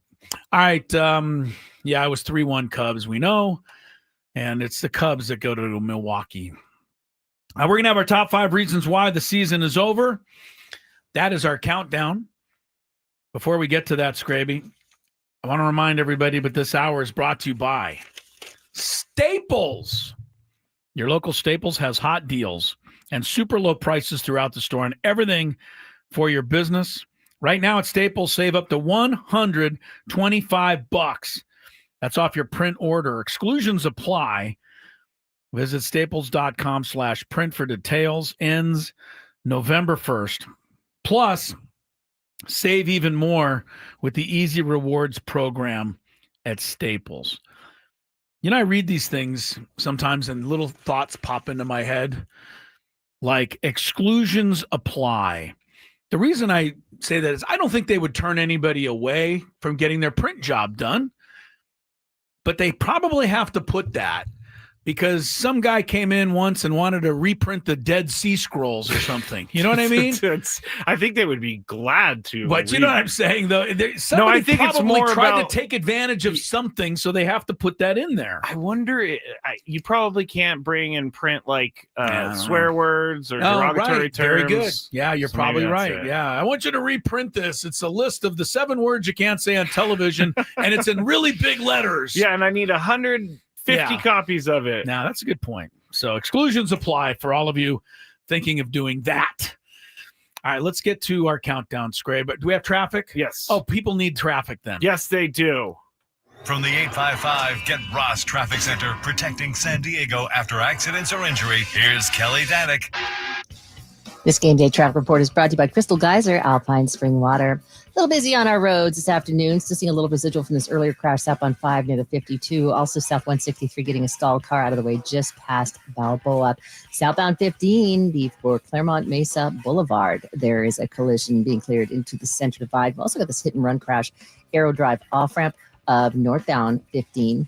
Heading north on the 5 coastline just before Palomar Airport Road. Reports of a stalled car in middle lanes. What makes Crystal Geyser Alpine Spring Water different? They always bottle their Alpine Spring Water less than 1.5 miles from the spring source. And all of their bottles are made with 50% recycled plastic from their own recycling plants. Crystal Geyser, bottled at the spring source. I'm Kelly Danick with Gwynn and Chris, San Diego's #1 sports station, 97.3 The Fan. It's now time for Gwynn and Chris to rank their top 5 of the day. Gonna grip and rip as usual. But this isn't just a regular top 5 list. I love it. It sounds sadistic, but I love it. This is the countdown. And it starts right now on 97.3 The Fan. All right, here we go. I walked in and I told Scraby, I said, we're doing our countdown today, and it's going to be the top 5 reasons why the season is over. And you said, I was afraid you were going to say that. I mean, I kind of figured that was going to be it, but I wanted to test the waters. You were hoping maybe we'd do like, breakfast cereal one today. Cinnamon Toast Crunch is number one. Yeah. We're not doing that today. Top 5 reasons why the season is over. Number 5. I'll start. The stars were not aligned. And that just means you, Manny, and that means you, Fernando. You're the brightest, you're the best, and you have to be. It's the second playoff in a row for Manny. It's the first one for Fernando. Fernando went crazy last year, but I just don't know where he was yesterday. He just looked lost, and maybe hitting is just that hard. But I would think it is, but yeah, it still looked like he was even beyond that lost yesterday. 3 strikeouts and 4 ABs. The 2 of them combined to go 2 for 22. And without that, I don't see how you're supposed to win. I guarantee you, if Harper and Schwarber do that, the Phillies will go home. Oh, yeah. And if Judge and, whoever you want to name. Jazz Chisholm. Well, or Cody Bellinger. Better than him. Yeah, Bellinger. But, I mean, anybody. If Ohtani and Freeman do that, the Dodgers will suffer. Your best got to be your brightest, and they were not. That's number 5. All right. My number 5 is something that I was like, oh, Chris, stop talking about this in the beginning of the year. But the overall one is lack of power this season. But the specific one was lack of 3-run home runs. They hit, 11? 10? They hit 10. Yeah, it was the lowest. It was by far the lowest mark in baseball. They did hit 6 grand slams, so that made up for it a little. But they hit all of those in the last 2 months of the year. So the lack of the 3-run homer just frustrated me all year. And there we were yesterday, down 3-0 in the 9th inning, and I'm going, hey, if we could just get a 3-run homer here. And I'm like, I'm dreaming. I mean, I definitely thought it. Of course, we wanted one, but it just didn't happen this year. Number 4. Number 4 for me, you know me, I ref basketball. I hate ever blaming anything on the refs. But DJ Rayburn made my list. He just did. It was such a choke. I couldn't stand it. And we already discussed what the inning might have been like. And that's the deciding game. That's just the one you can't miss. And to me, if you're an official or an umpire, you can't blow that one. Your senses have to be heightened. He called what'd you say, 96% according to the charts? I believe it was 96. So that's high. good. It was high, but all 3 calls went against all 3 of the biggest calls went against the Padres. They're only going to remember one. DJ Rayburn's my number 4 reason, because despite all of the stuff we've talked about, if he calls that a ball, we might have won the game. I understand we why wouldn't be doing the list right now. I understand why some people are saying you can't think like that, because you can't think like that. I know. Because you never know what happens. No, you never know what would have happened after. You're right. But maybe the next guy, O'Hearn, would have hit a 2-run homer too. Could have. So, yeah, I get what you're saying. You put Bogaerts on, though, and it's bases loaded, and you're putting major pressure on the pitcher, on the defense. It would have changed. Things could have happened. All right, my number 4. It's something that Chris told me all year, too. So I'm just stealing Chris's ideas all year. Couldn't win on the road. They just were terrible on the road this year. They were good at home, bad on the road. They were okay on the road against bad teams. They couldn't beat good teams on the road. Okay, there you go. Right? That's what they finished. Make it more specific. They finished 38-43, which isn't awful, but it is when you consider they lost all their series but one on the road against against good teams. There we go. That's more specific. That's a biggie. Number 3. Number 3 was the injury to Ramon Laureano. I feel like that was important. I know you can look at it as an excuse. That's fine. However you want to do it. Again, the 6, 7, 8 lefty thing just hovered over the whole series. It was just there. And it wouldn't have been there if Laureano was, in the lineup. Number 1, number 2, he was one of your best hitters all season, since the minute you got him. Yeah. I should include a little Jason Adam here, because the Padre bullpen, as good as it was, would have even been more dominant, most likely. But they lost because the batting order wasn't what it was going to be. And that injury hurt. I hate to say excuses, because I think there's other things that ranked above this. but that was on there. It was something I thought about throughout the series. Number 2. Wait, I didn't go yet. You didn't go yet. My number 3. Number 3 for you. I'm going to talk more about this on the Scraby Show, which starts at 6 p.m. But Luis Arraez not being moved in the lineup when we saw that it needed to maybe be thought about. It wasn't really anything that was thought about. So I'll expound more. Yeah, Number 2. You know, the stubbornness is something that I never really bought into, but a lot of people did, and a lot of people are saying, I told you so today. I know there's a lot of I told you so's today. For sure. Number 2 for me focuses on a man who is a United States Army officer and Union Major General in the American Civil War. He actually fired the first shot in defense of Fort Sumter, the opening battle of the war. He also fought in the Battle of Gettysburg. His name, Abner Doubleday. He's my number 2 reason why the Padres season is over. Okay. He invented this stupid game. You know, I mentioned it earlier. It's, again, people say, well, you're just letting the team off the hook. I'm not. If you listen to the whole show, we're clearly not letting the team off the hook. But this is baseball. Most of these teams lose. There's only one that game wins. is a game of failure. And the Padres failed miserably last year, but they're not the first team ever to go through this. It would be one thing if one guy just totally coughed it up and then you kind of, heaped it all. But this, to me, was baseball. And, you get the call. You get a ball to drop in. The Cubs don't get some soft shots dropping in, whatever. Different game. You win. We're talking about how great you are today. Mm-hmm. So Abner Doubleday gets my number 2 slot. Shout out to Abner Doubleday. Yeah. My number 2 is going to be what you said already. Laureano getting injured when he did. It would have, like you said, split up the lefty.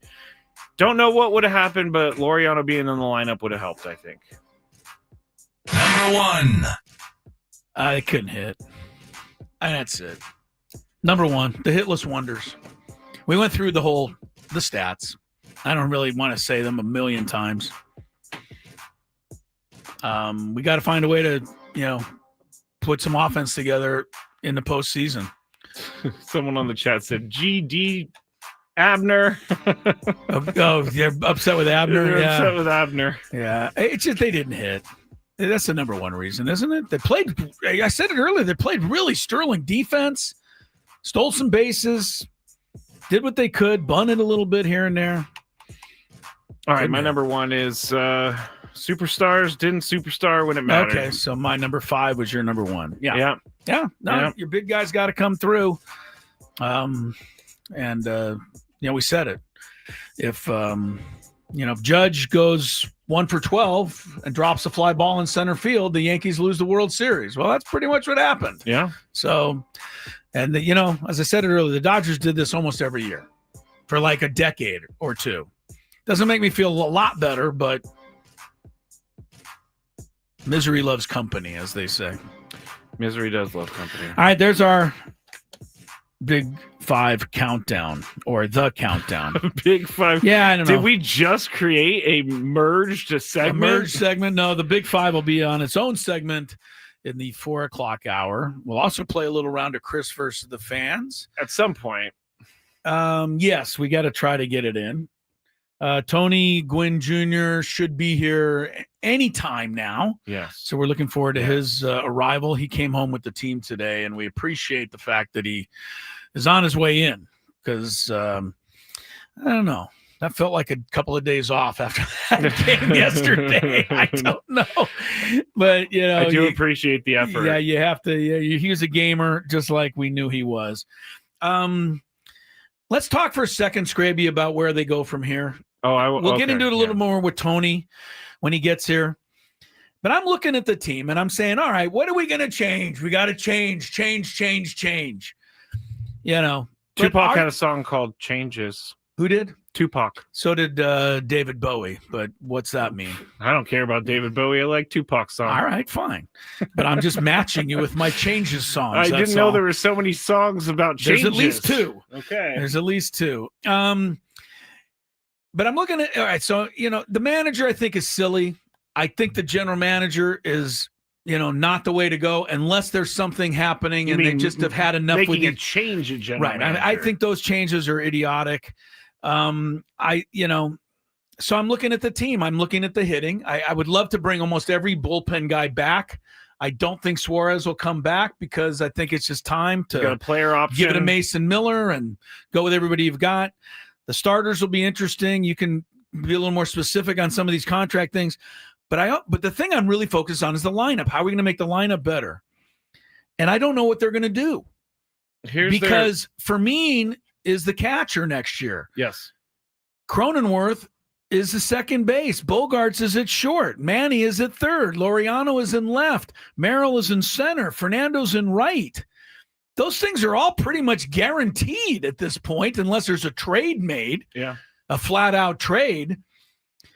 So, the only position I didn't mention there is first.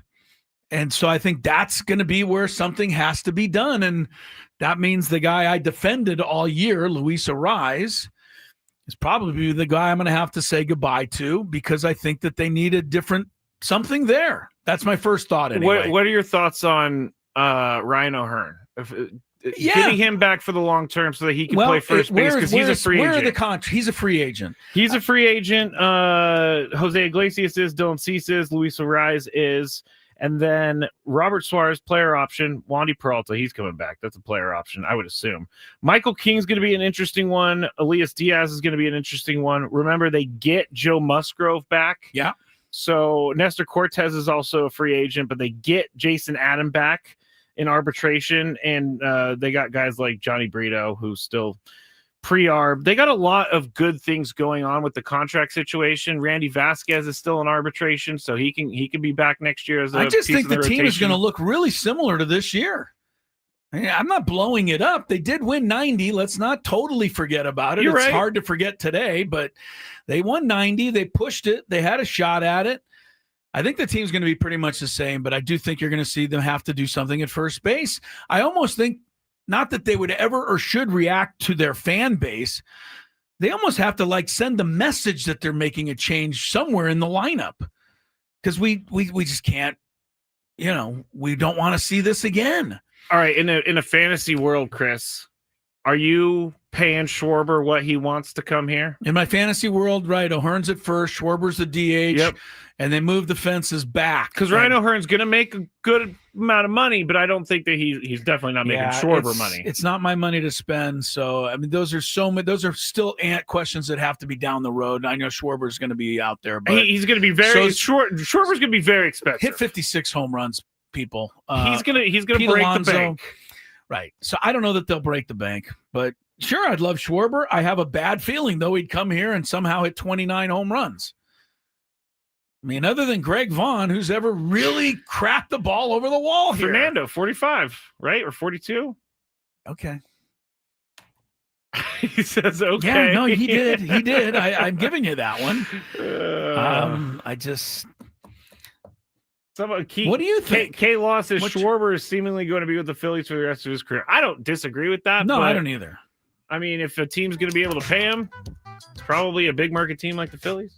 I just think that right now everybody's probably thinking we got to tear it all up and shake it all down. Adam Klug has a great point. Schwarber would come here and hit 29 home runs, aka lead the team in home runs. He would lead the team in that category. All right. Thanks, Adam Klug. Let me get the rim shot for that. Yeah, that was funny. Funny. It's funny when facts are involved, Chris. All right. Tony Gwynn Jr. coming in after traveling home with the ball club. We'll get some thoughts from him and more Gwynn and Chris. Here we go. It has to do with average temperatures in the year 2024. And this is the average temperature, high, maximum per day, minimum per day. It is going to be your job today to find the 25 states whose average temperature is under 55 degrees. California's at 60. You're looking for anything under 55. I'm not going to let you go first. I'm going to give Tony first. Let's start with Montana. That is correct. Montana. Montana's the fourth coldest state in the U.S., 44.5 degrees average temperature. All right, Scraby, that leaves a really obvious one for you. I gave Tony first, but he didn't take it. So you can. I don't know that these are that obvious to any of us. All right, Chris. Well, I think one is obvious. Alaska, I think. Thought Alaska was pretty obvious. 27.8 degrees average temperature in Alaska. 16 degrees colder than any other state. Tony's up. Washington, the state. State of Washington is on the list at 48.4. So Tony takes a 2-1 lead. Scraby, give me a cold state. Maine. Tony, you're up 2-2. How about Idaho? Idaho's pretty cold. Cold enough at 45.5, seventh coldest in the U.S. Well, it's my favorite state to say. Minnesota. Yeah, that was kind of obvious. Same as Idaho. Minnesota, 45.5, Tony. How about North Dakota? North Dakota, there North you Dakota. go. You found it, number 2, 43.7 there. I'll take the lesser-known Dakota. The South Dakota. I think it's the more-known Dakota. Yeah, I would think it's more. Tony, you are up in a 4-4 tie with no strikes yet. How about Oregon? Oregon, believe it or not, Oregon's cold enough to make the list. Tony's 5, Scraby's 4. Never been here, but I knew someone from here and said it's very cold. New Hampshire. New Hampshire's cold. Tony. How about Vermont? Vermont's cold, and it's right next to New Hampshire, so that was good. 46.3. Tony goes up 6-5. How about Wisconsin? Wisconsin. I'm pretty sure that's going to be in there. Just below. Tony, you're up. We're going to move to Wisconsin's neighbor. How about a little Illinois? Oh. How about a little Illinois? Little Illinois didn't make it. You can get your first lead of the day here. A state that I've been to, a state that has beautiful scenery, Wyoming. That's number 3. Wyoming, 44.3. I can definitely second that. Laramie is like the notion, having been there every year to Laramie. It's cold. Tony. Iowa. Iowa. That's a great one. Is it? Has to be on there. 51.5. Iowa just snuck in there. I'm going to bank on the part of the state that's not attached to the paw is cold. Michigan. Michigan is a winner. Very good. The Upper Peninsula you're referring to. The pod. How about Utah? Utah, Salt Lake City and company. Yep, Park it's City. cold there. 51.2. That is correct. Tony hits it. 8-8. The only difference is Tony's got a strike. Nueva York. Nueva York. New York for Chris. It does get cold there in New York. 49 degrees average temperature in New York is Tony. Connecticut. What about Ohio? You ready to come up with an answer, Scraby? Ohio. Too hot. I Too know. hot. I was thinking that because it's next to Illinois, but I live Too there hot. and it snowed. Is that what you want, Ohio? Yeah. 54.9. Oh! It's the last one on there. Scraby goes up 10-9.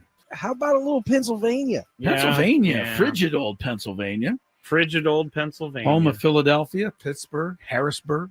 And cold enough at 52.1 to make the list. Pennsylvania, baby. 10-10. Massachusetts? It has not been said. Doesn't mean it's correct, but it is. 51.2. Scraby hits a bell. Massachusetts. 11-10. Tony, you're up. Oh, man, this is hard. There are 4 left. Cold. How about Indiana? Oh. Indiana. No, Tony. That's a strike. 55.2. Indiana just over by 0.2. Some of the cold spots in the country are in the plains. Nebraska. Yeah. Lincoln. That's all I got on Nebraska. Scraby's doing okay. That's correct. Wow! 52 degrees. Colorado. Scraby for the win. One of the most forgotten places in the United States Is Rhode Island. And it is correct. Yes! Sorry, that was a lot. Does that mean I win? Game is over. Yes, Game is over! That was a stupid game. I didn't think you'd like it since it didn't win it. Those are my shoes on the glass.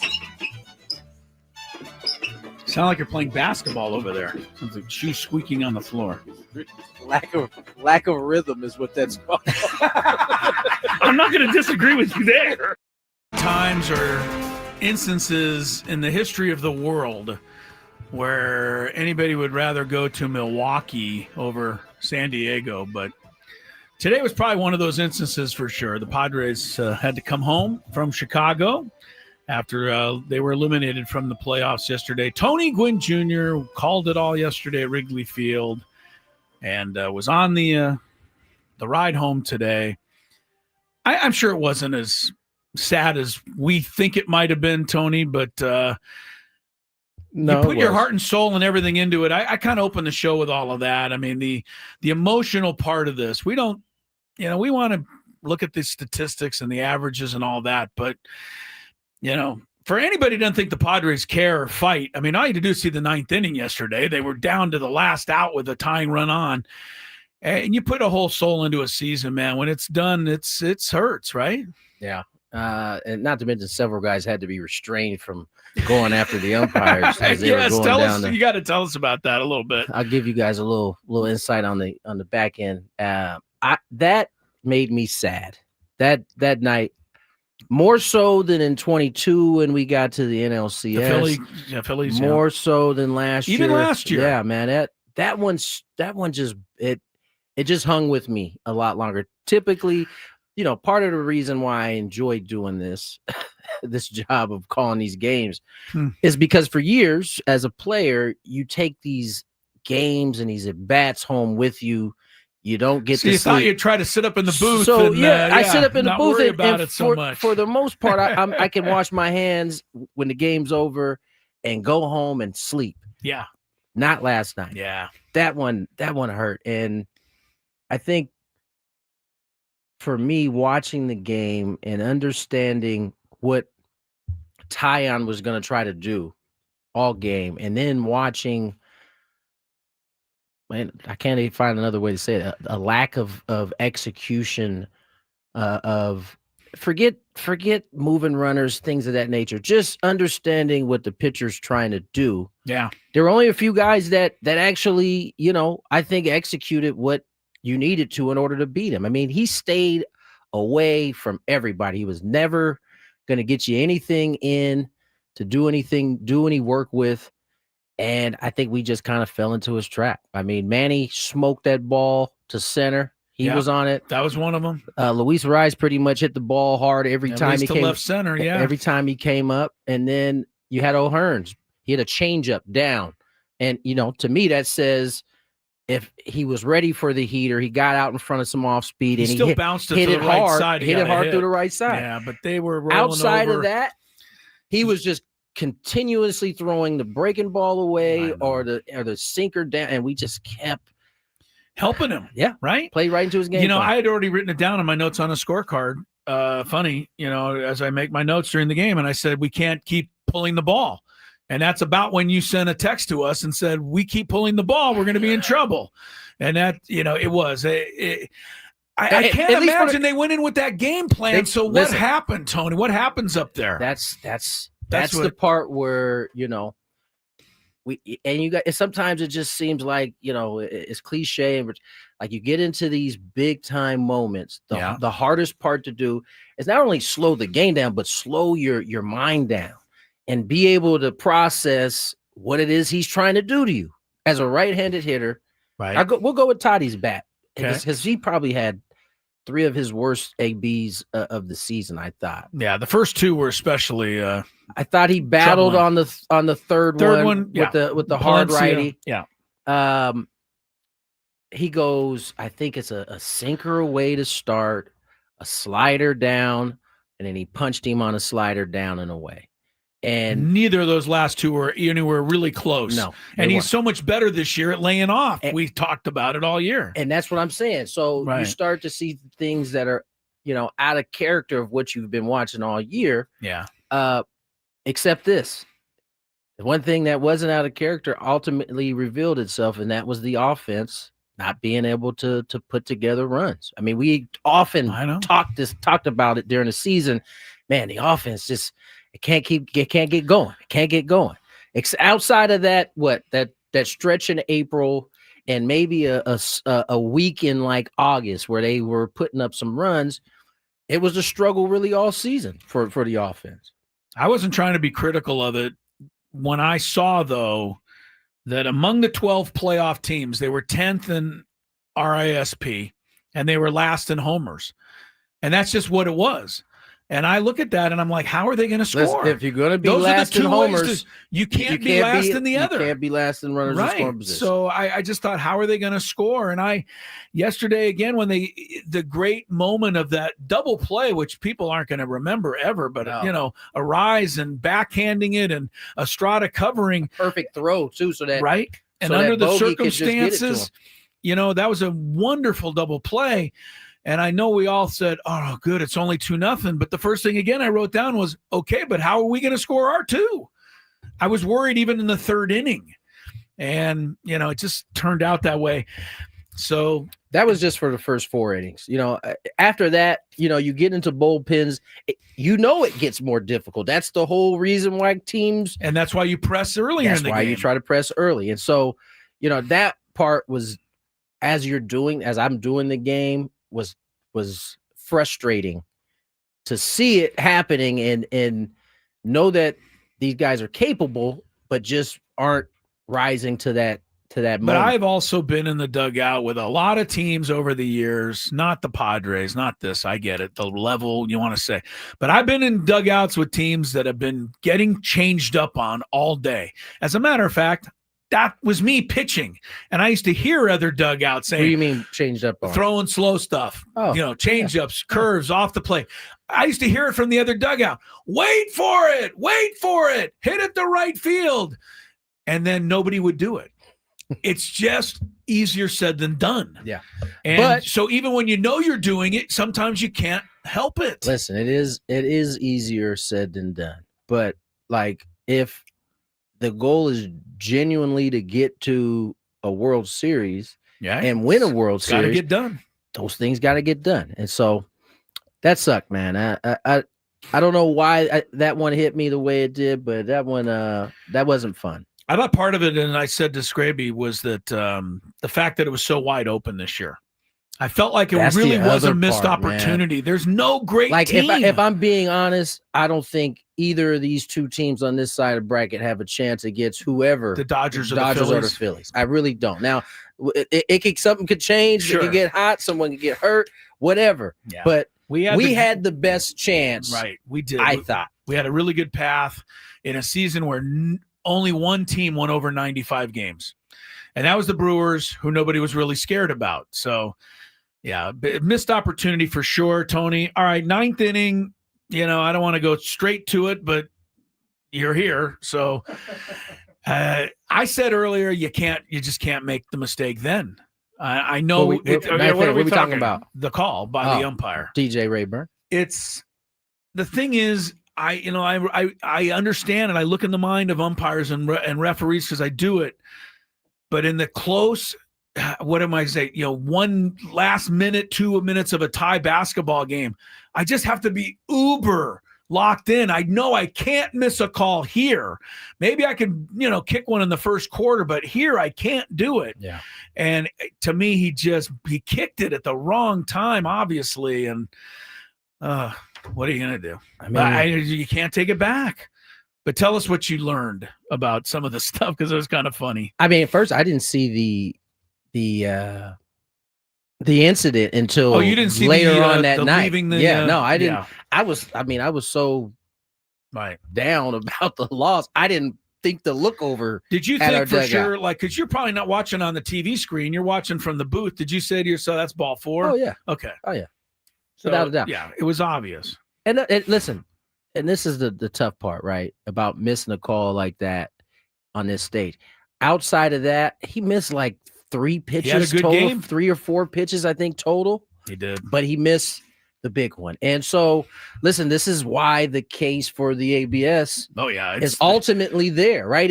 It's not so much during a regular season, because, yes, those things will get overturned throughout, but it's going to be for one of these calls. One of these moments. That that ultimately could change the way the whole inning plays out at that point. I mean, it is 40 years ago, but the 1985 World Series was decided in large part because a umpire missed a call when Todd Worrell touched first base, and the umpire didn't see it and ruled the batter safe.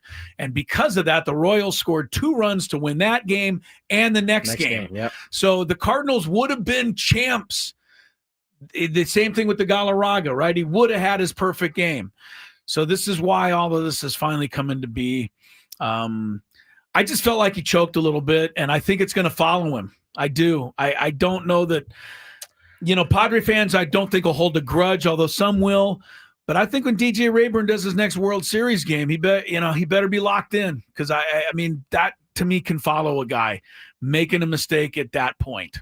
Just was bad that you can't do it. Without a doubt. Okay. Without it a will. doubt. So the hitters and the pitchers will think that. I mean, to a certain extent. I'm talking about in terms of it following him. Yeah. It certainly is going to. That's not going to go away soon. I asked Xander, because before we all kind of parted ways, I was like, "Hey, what did DJ say to you?" And I was talking about in the batter's box. No, I was initially talking about the whole incident. Oh, when they walked off the field past the dugout, and he was like, "I don't even know what he said. Honestly, I just was so mad." But he did say when he first, when he initially turns to look, and he's kind of like, "Man." Yeah, he threw his hands up a little bit. Yeah, he said that TJ said to him, "You got that down?" As like you thought it was, and for those who may not, that's a common way for the conversation to go. No one's going to be like, oops, I'm sorry. Right. Yeah, it's going you had that one down. All right, I'll take a look. Something along those lines. But, obviously when you say you got that one down, I don't think Xander really, that wasn't the answer he was looking for. So then that's when he got a little bit more upset. Yeah, that doesn't, and now Xander's like, you're wrong. You're wrong. I cannot handle you being wrong. Not now. No. Not now. You can't be wrong. But it was, that's again, I don't even want to it's a big part of the game. No, but every time we go there, people are going to think we're making excuses, the Padres, and I don't want to do that. That's right. That was just a big piece at the end, but there was a whole lot that could be done before. All right, DJ did not go 3 for 26. No, he did. RIP. He did not. RISP. RISP. But I call it RIP for the Padres. RIP. Unfortunately. All right, what do you have? Something there? We're going to break. Traffic? Yeah, that was what the gesturing was. He wants to go. Yes, I want to talk about on the other side. Yes, this is the break gesture. And if Chris doesn't see me, I keep doing it until he sees me. I want to talk about, because I got a text this morning that the national media is just crushing the Padres for going after the umpire. And I'm thinking every other team, it was a Kansas City radio station that they were sending me saying that it wasn't a good thing. Are you talking about the incident at the dugout? At the dugout, yes. Because if you didn't see it, maybe not everybody saw this. There is video of the umpires leaving the field yesterday. So just to kind of explain to everybody why they're leaving the field, right? Right. Okay. So they're leaving the field, and their locker room, the way Wrigley is set up, is at the same side the Mike Schultz hangs out. So it's going down that side, and it's off to the right. And so they have to go down this way, man, if they want to get dressed. So they had to walk right past the Padres moments after everything happened. And we don't know. We just could see a lot of yelling and some finger pointing. Yeah, but something was said to the group. And apparently Rayburn said something back, which really probably wasn't too smart. Rayburn turned around and came back for more. And that's where he got That's where Xander saw red. That's where he saw red. I would see Xander that went, too. I would see red too. And I did not expect Iglesias to be so. I mean, he was upset. Those dudes definitely. They put everything into it, man. That was tough one to handle. Tough one to handle in that regard. But basically, what I wanted to see, now that we're talking about it, I mean, every other playoff team's going to be that mad, right?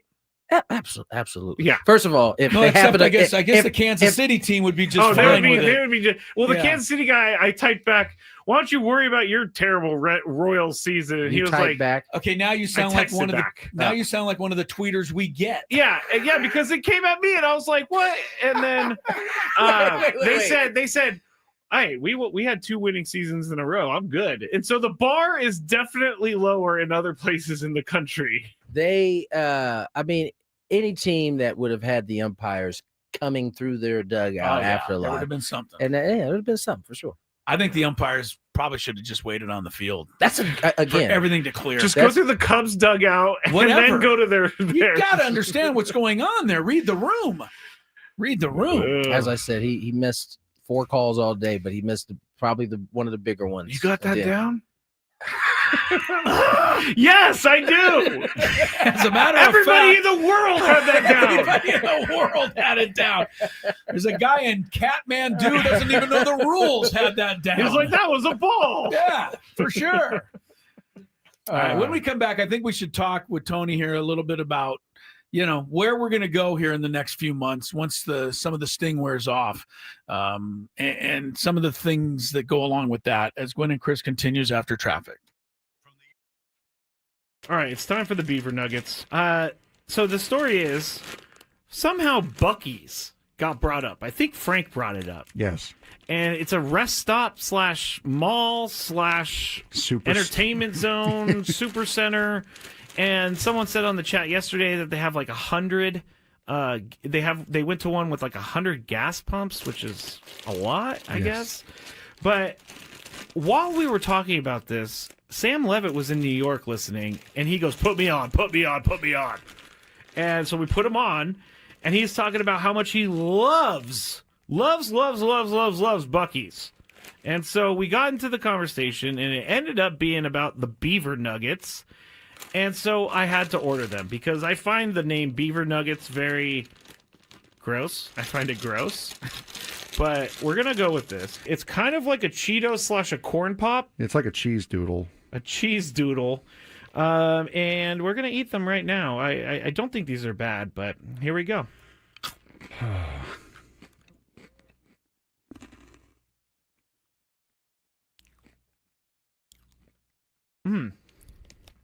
I like it. It tastes like a corn pop. I was just saying it tastes like a waffle, really. It does kind of taste like a waffle. You know what? I'm in. These are good. Yeah, I'm not. You want another one? No, I don't want another one. But yeah, I mean, it tastes like a waffle, like a waffle with syrup on it. It's pretty good. I gotta say, I'm not hating these at all. Actually, they're very good. I like this. The waffle is a perfect explanation. If you've ever had, I'm sorry, I'm talking on the microphone with food in my mouth. But if you've ever had a what is it? A Lay's potato chip that's waffle flavor. It's kind of like that. No, Sad Fryer says, "Are they cheesy?" No, they're not cheesy at all. Actually, they're sweet. No, it's like a hard waffle with syrup on it, with dried encrusted syrup on it. Now I don't exactly know what the puff is. It could be just fake something. Most likely. I mean, it's like caramel a little bit too. All right, I gotta stop eating these because I will eat the whole bag. I love these things. I'm gonna leave them here though because I will eat this if I go home. It's just gonna be a bunch of beaver nuggets in my bed as I sleepwalk or something like that. All right, it's time for the Beaver Nuggets.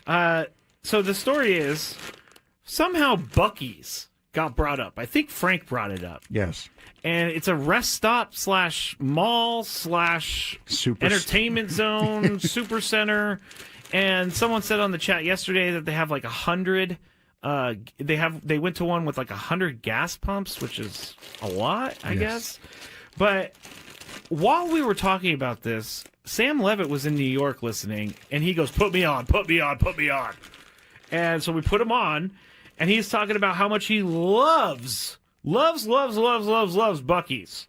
And so we got into the conversation, and it ended up being about the Beaver Nuggets. And so I had to order them because I find the name Beaver Nuggets very gross. I find it gross. But we're going to go with this. It's kind of like a Cheeto / a corn pop. It's like a cheese doodle. A cheese doodle. And we're going to eat them right now. I don't think these are bad, but here we go.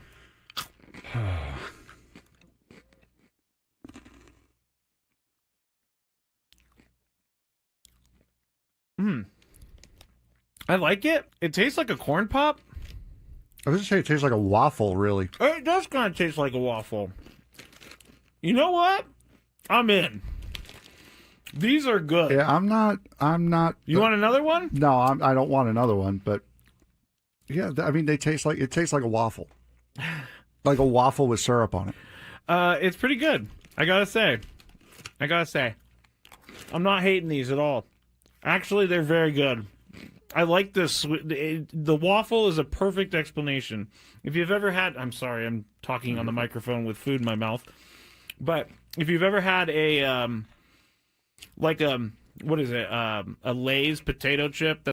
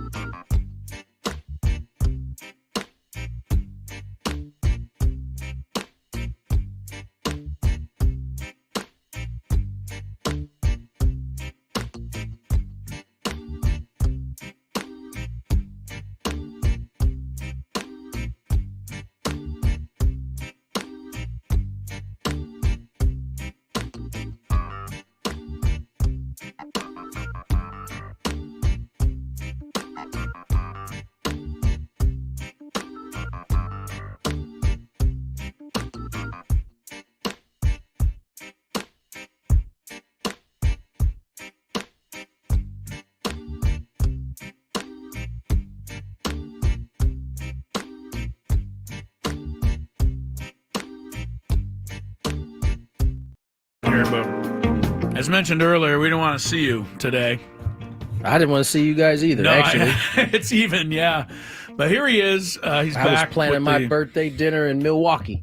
Yeah, did you have a place picked out and did, everything? yeah. Tony's birthday tomorrow. I tried to birthday. speak it into existence and everything. Like I did everything I could. Where were you going to go in Milwaukee? It's a place called Carnivores. Oh, man.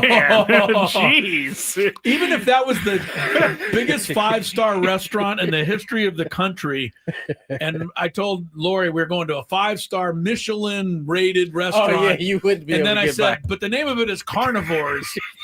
There'd be no way we'd be going there. Carnivores. I mean, wow. do they have dinosaurs delivering food to you? No, it's a steak. It's just a cool name for a steak. Sounds awesome. I mean, that's something works in Milwaukee. I don't know if it works here. For sure. All right. Happy birthday, though, ahead of time to you. Thank you, sir. Tony. And for the Padres. Eventually, it'll, the dust will settle and everybody will, get to about next year. Scraby's got all the contract stuff there. But I said earlier, to me, even though today it sounds like the thing to do, I don't think you should make a whole lot of wholesale changes. Number one. Number two, you don't really have the ability to do so because you have a lot of really long-term contracts. And the one thing that A.J. Preller did, even though you don't want to hear it out there at the moment, is he's put the Padres in a position to be competitive year after year after year. Now, I know somebody out there is saying, and I would a lot, are saying, well, at this point, we don't want to just be competitive anymore. We want to get over the hump. So what do you think to that end, or is it too early? The Padres will be leaning towards trying to do. I think it's impossible to know. We don't even know financially what payroll is going to look like. I mean, mind you, they slashed payroll this year from Scraby, you're the payroll guy. How much did they slash it? Let me go look up those numbers from last year. It was I think Manny made mention to that, right? It sounded like Manny wants O'Hearn back. He said that's a pretty good guy. He said his name a few times personally. Yeah. Everyone he used his name specifically.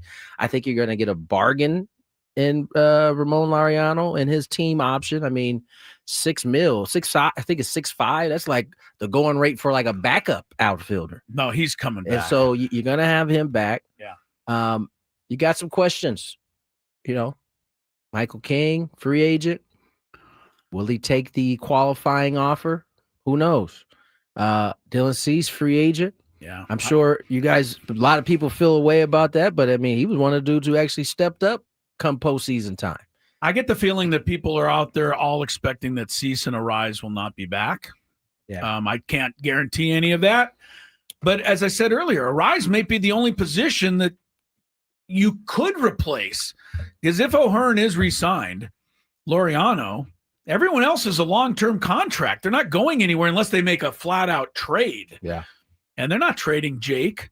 Oh, well, okay, I shouldn't say that. They're not trading Jackson. They're not trading Fernando. They're not trading Manny. I don't think Bogarts. Maybe they could do. I mean, it's definitely right. That would shake everything up if they go there. We don't. Yeah. We're so far out in knowing. I mean, shoot, AJ's under the last year of his deal coming up. You got Schulte just got an extension. If I'm not mistaken. Pretty sure he did before the year, so he wasn't lame duck. And then you got all those free agents that you got to make decisions on. I think everybody else, as you said, this team is pretty much intact. The question now will be, what needs to be changed? We talked about the slug being down. I mean, is that a result of philosophy, or is that a result of guys not having, the type of years that they're used to having? The low-hanging fruit, of course, is we just fire Victor, because we've already talked about it. We can literally do that every other year. Do it every year. So that seems silly.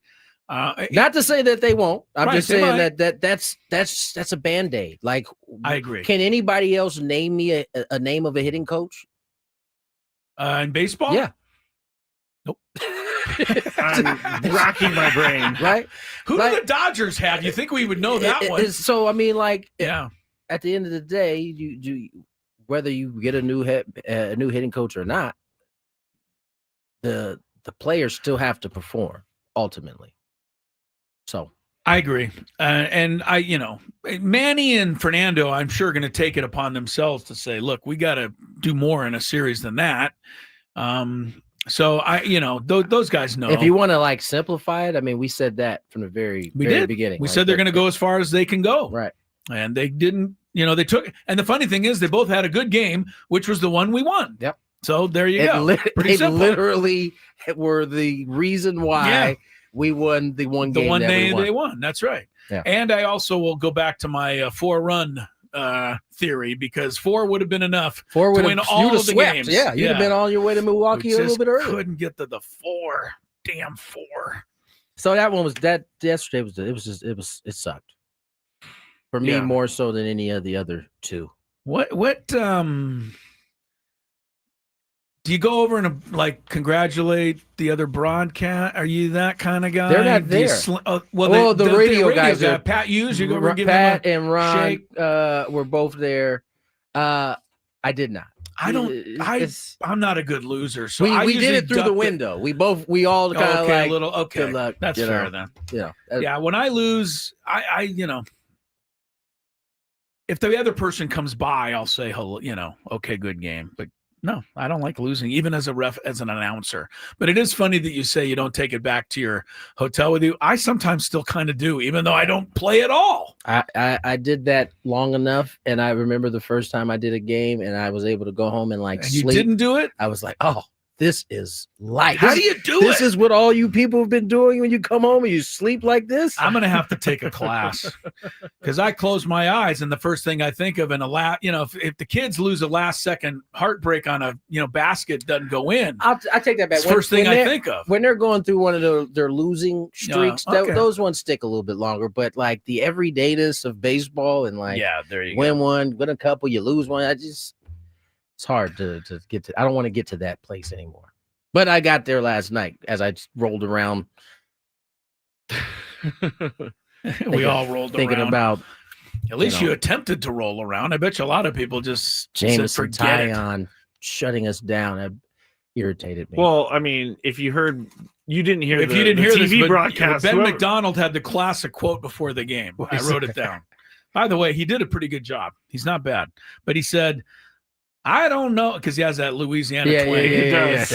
I don't know if they could have a better starter for Game 3 anywhere, anytime than Jamison Taillon.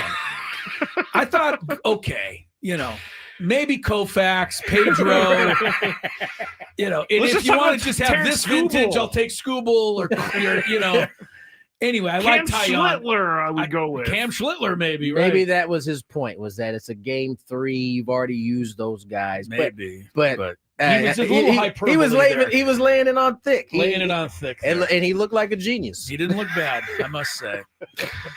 All right, we'll do a little Big Five, some of the other stuff. I got to tell you one thing. It's 2.5 hours into the show. And I know it's kind of a different show than a lot of the ones because it's the day after the season. But how about a round of applause for this guy? That's the first I've heard of it in 2.5 hours. Bang, bang, Niner gang. 2.5 hours he's held off. One more for 4 wins. Bang, bang, Niner gang. I'm not mad at that at all, There sir. we go. I knew today was going to be. I thought you might open with it, frankly. No. I knew today was. Let's just grab the bull by its horns and let's Scraby go. read the room. He read the room well. You did. Yeah, because I put out a tweet right after the game last night saying, "Oh, time to go 0-2." Didn't get much reaction, so I think people were a little bit like, "Who cares about your 49ers, dude? We just lost in the I got to tell you, playoffs." there weren't too many Padres sports fans who went over and flipped the Niner game on last night. I probably will tell you. Mac Jones gave his life for the 49ers last night. All right, I'll let you talk a little bit more about it in the Big Five He's when we itching come back. to get there. Oh, yeah. Gwynn and Chris.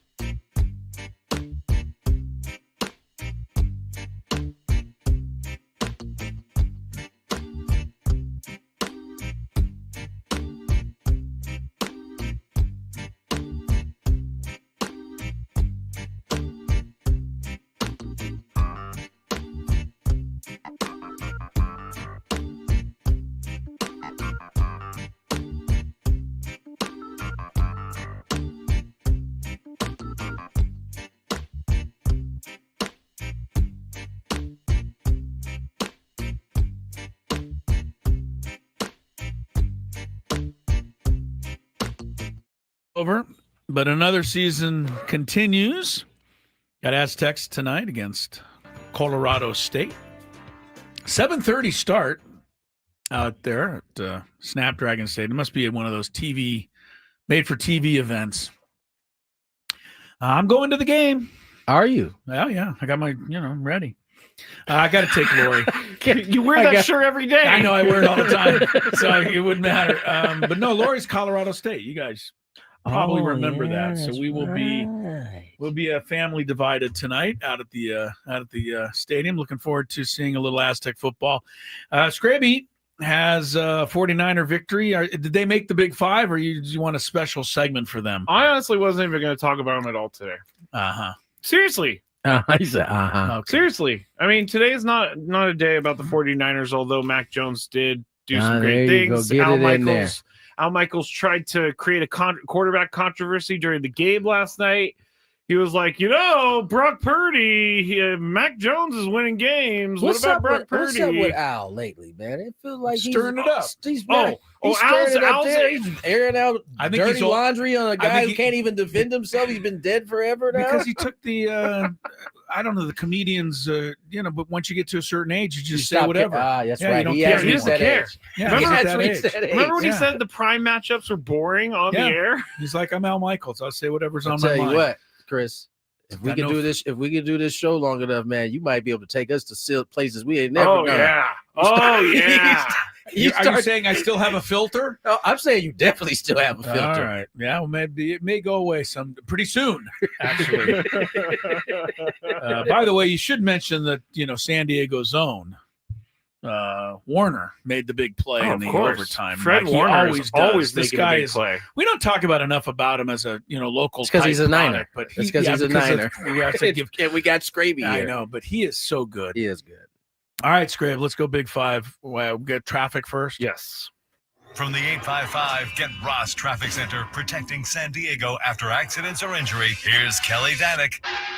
This game day traffic report is brought to you by Crystal Geyser, Alpine Spring Water. Turning out to be a very tough afternoon on our freeways. Southbound 5, an accident just before Garnett. Couple cars over the right shoulder. Also southbound side of the 805 before Murray Ridge, accident over to the right shoulder. And southbound side of the 15, accident blocking the HOV lane right at the southbound 163. Further down, another accident, south 15, right at the southbound 805 connector. Accident on southbound 125 near Fletcher Parkway. No details as to whether that is blocking lanes. North 5 coastline's been a bit tough. Accident clearing past La Costa. Another accident clearing near Poinsettia. And northbound side of the 15, Via Rancho Parkway.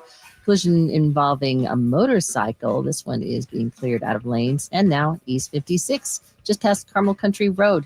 Collision blocking middle lanes. What makes Crystal Geyser Alpine Spring Water different? They always bottle their Alpine Spring Water less than 1.5 miles from the spring source. And all of their bottles are made with 50% recycled plastic from their own recycling plants. Crystal Geyser, bottled at the spring source. I'm Kelly Danick with Gwynn and Chris, San Diego's #1 sports station, 97.3 The Fan.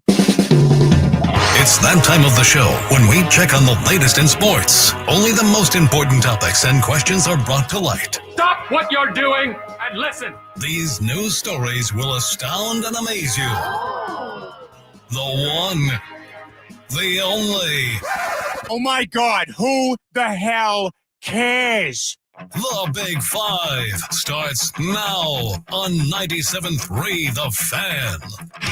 I forgot I was on camera there for a second. We have a chat real quick from DJ Royalty 2.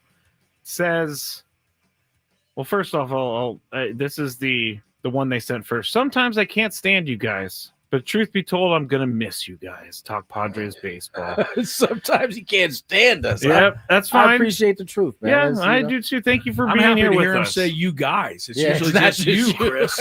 It's just usually me. And then I'm the happy to more hear that one. infuriating message Okay. from DJ Royalty 2. Oh, he sent another one. He came back. Oh. This is coming back. And I just watched a motorcyclist backwards park. Oh, yeah. Motorcycles backward parking now. Listen, that's like the ultimate. You don't just get in there, skirt out. I can't do it today. I can't do the backward parker thing today. I park backwards. I know Yeah, you. I I know know. you Yeah, do. I already know you that you do. But I came to the parking lot 2 days ago.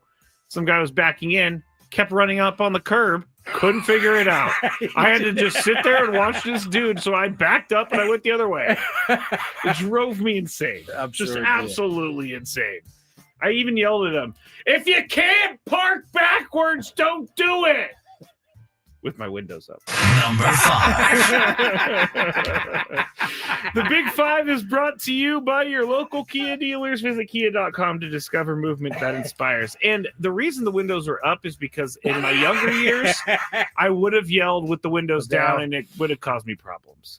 All right, so let's get back to the Padres real quick. Tony's going to be up first here. But there have been a lot of rumors about AJ Preller and his status with the Padres as general manager. Will he be back next year? Will he not be back next year?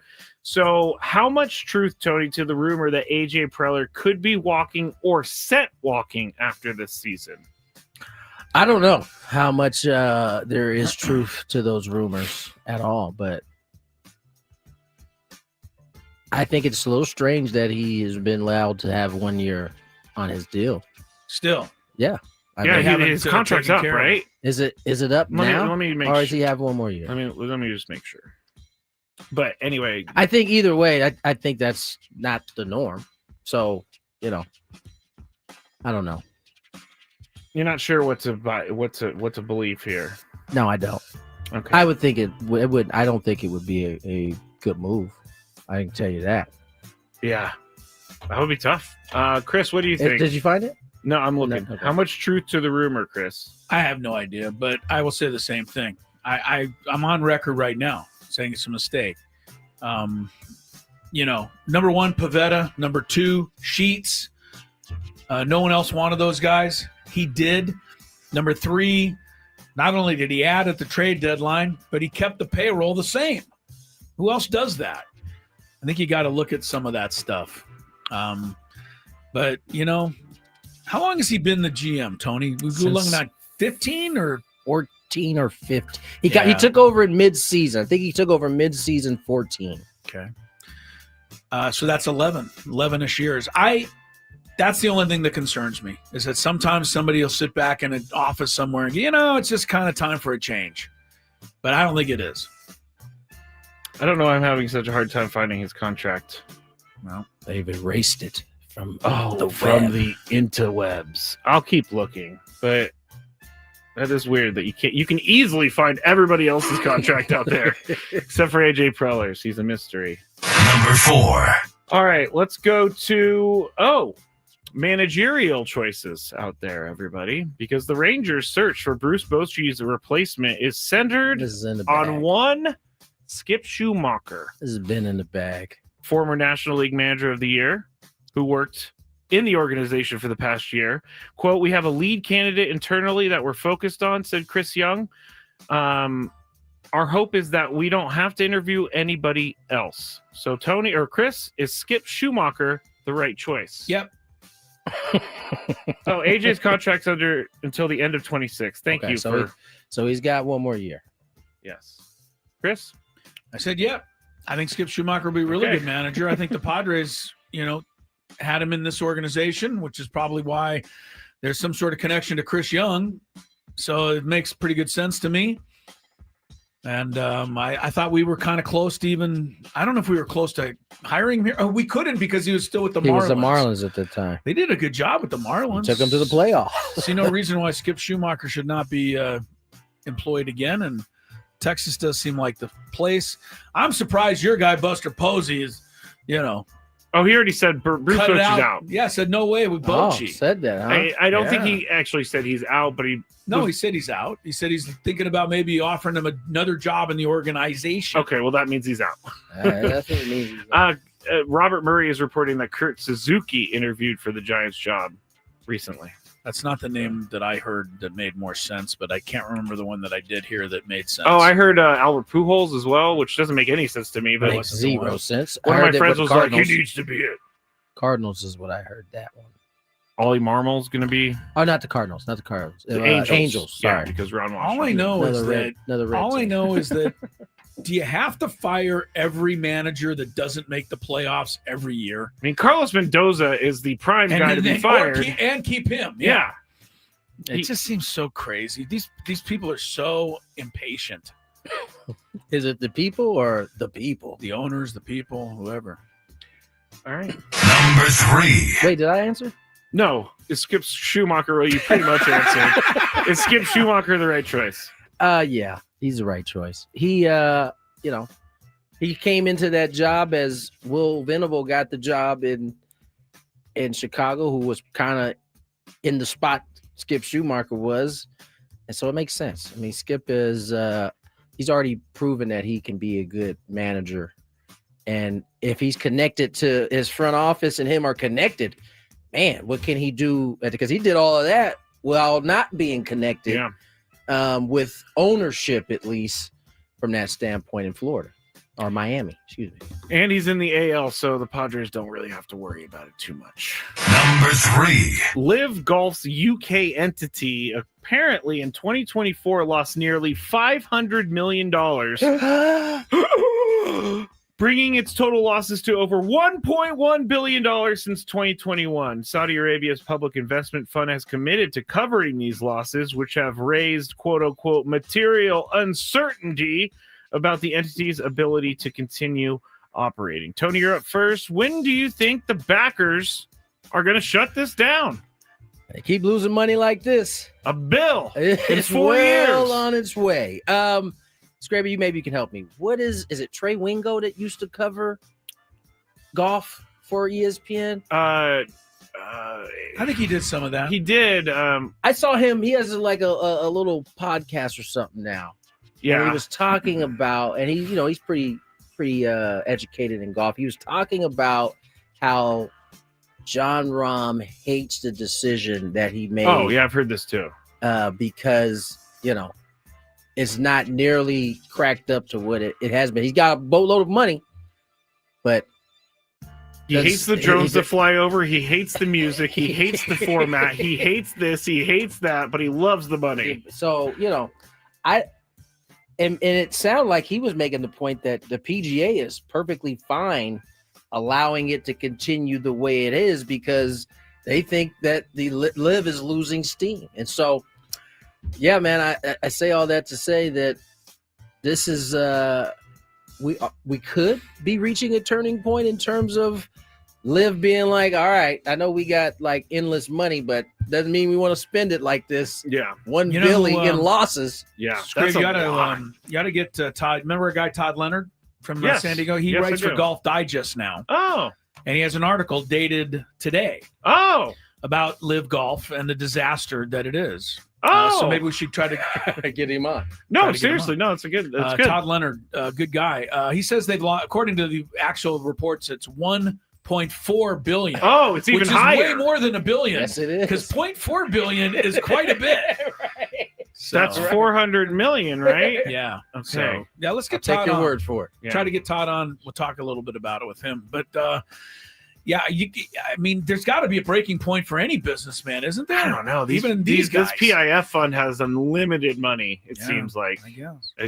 But if they lose all their players... Well, how much longer do the players, are they tied to it? They're all different. Oh, they're all they different. got like different lengths in their contract. Yeah, Trey Wingo, by the way, I typed in his name in LIV, and apparently they offered him the lead voice role, and he turned it down.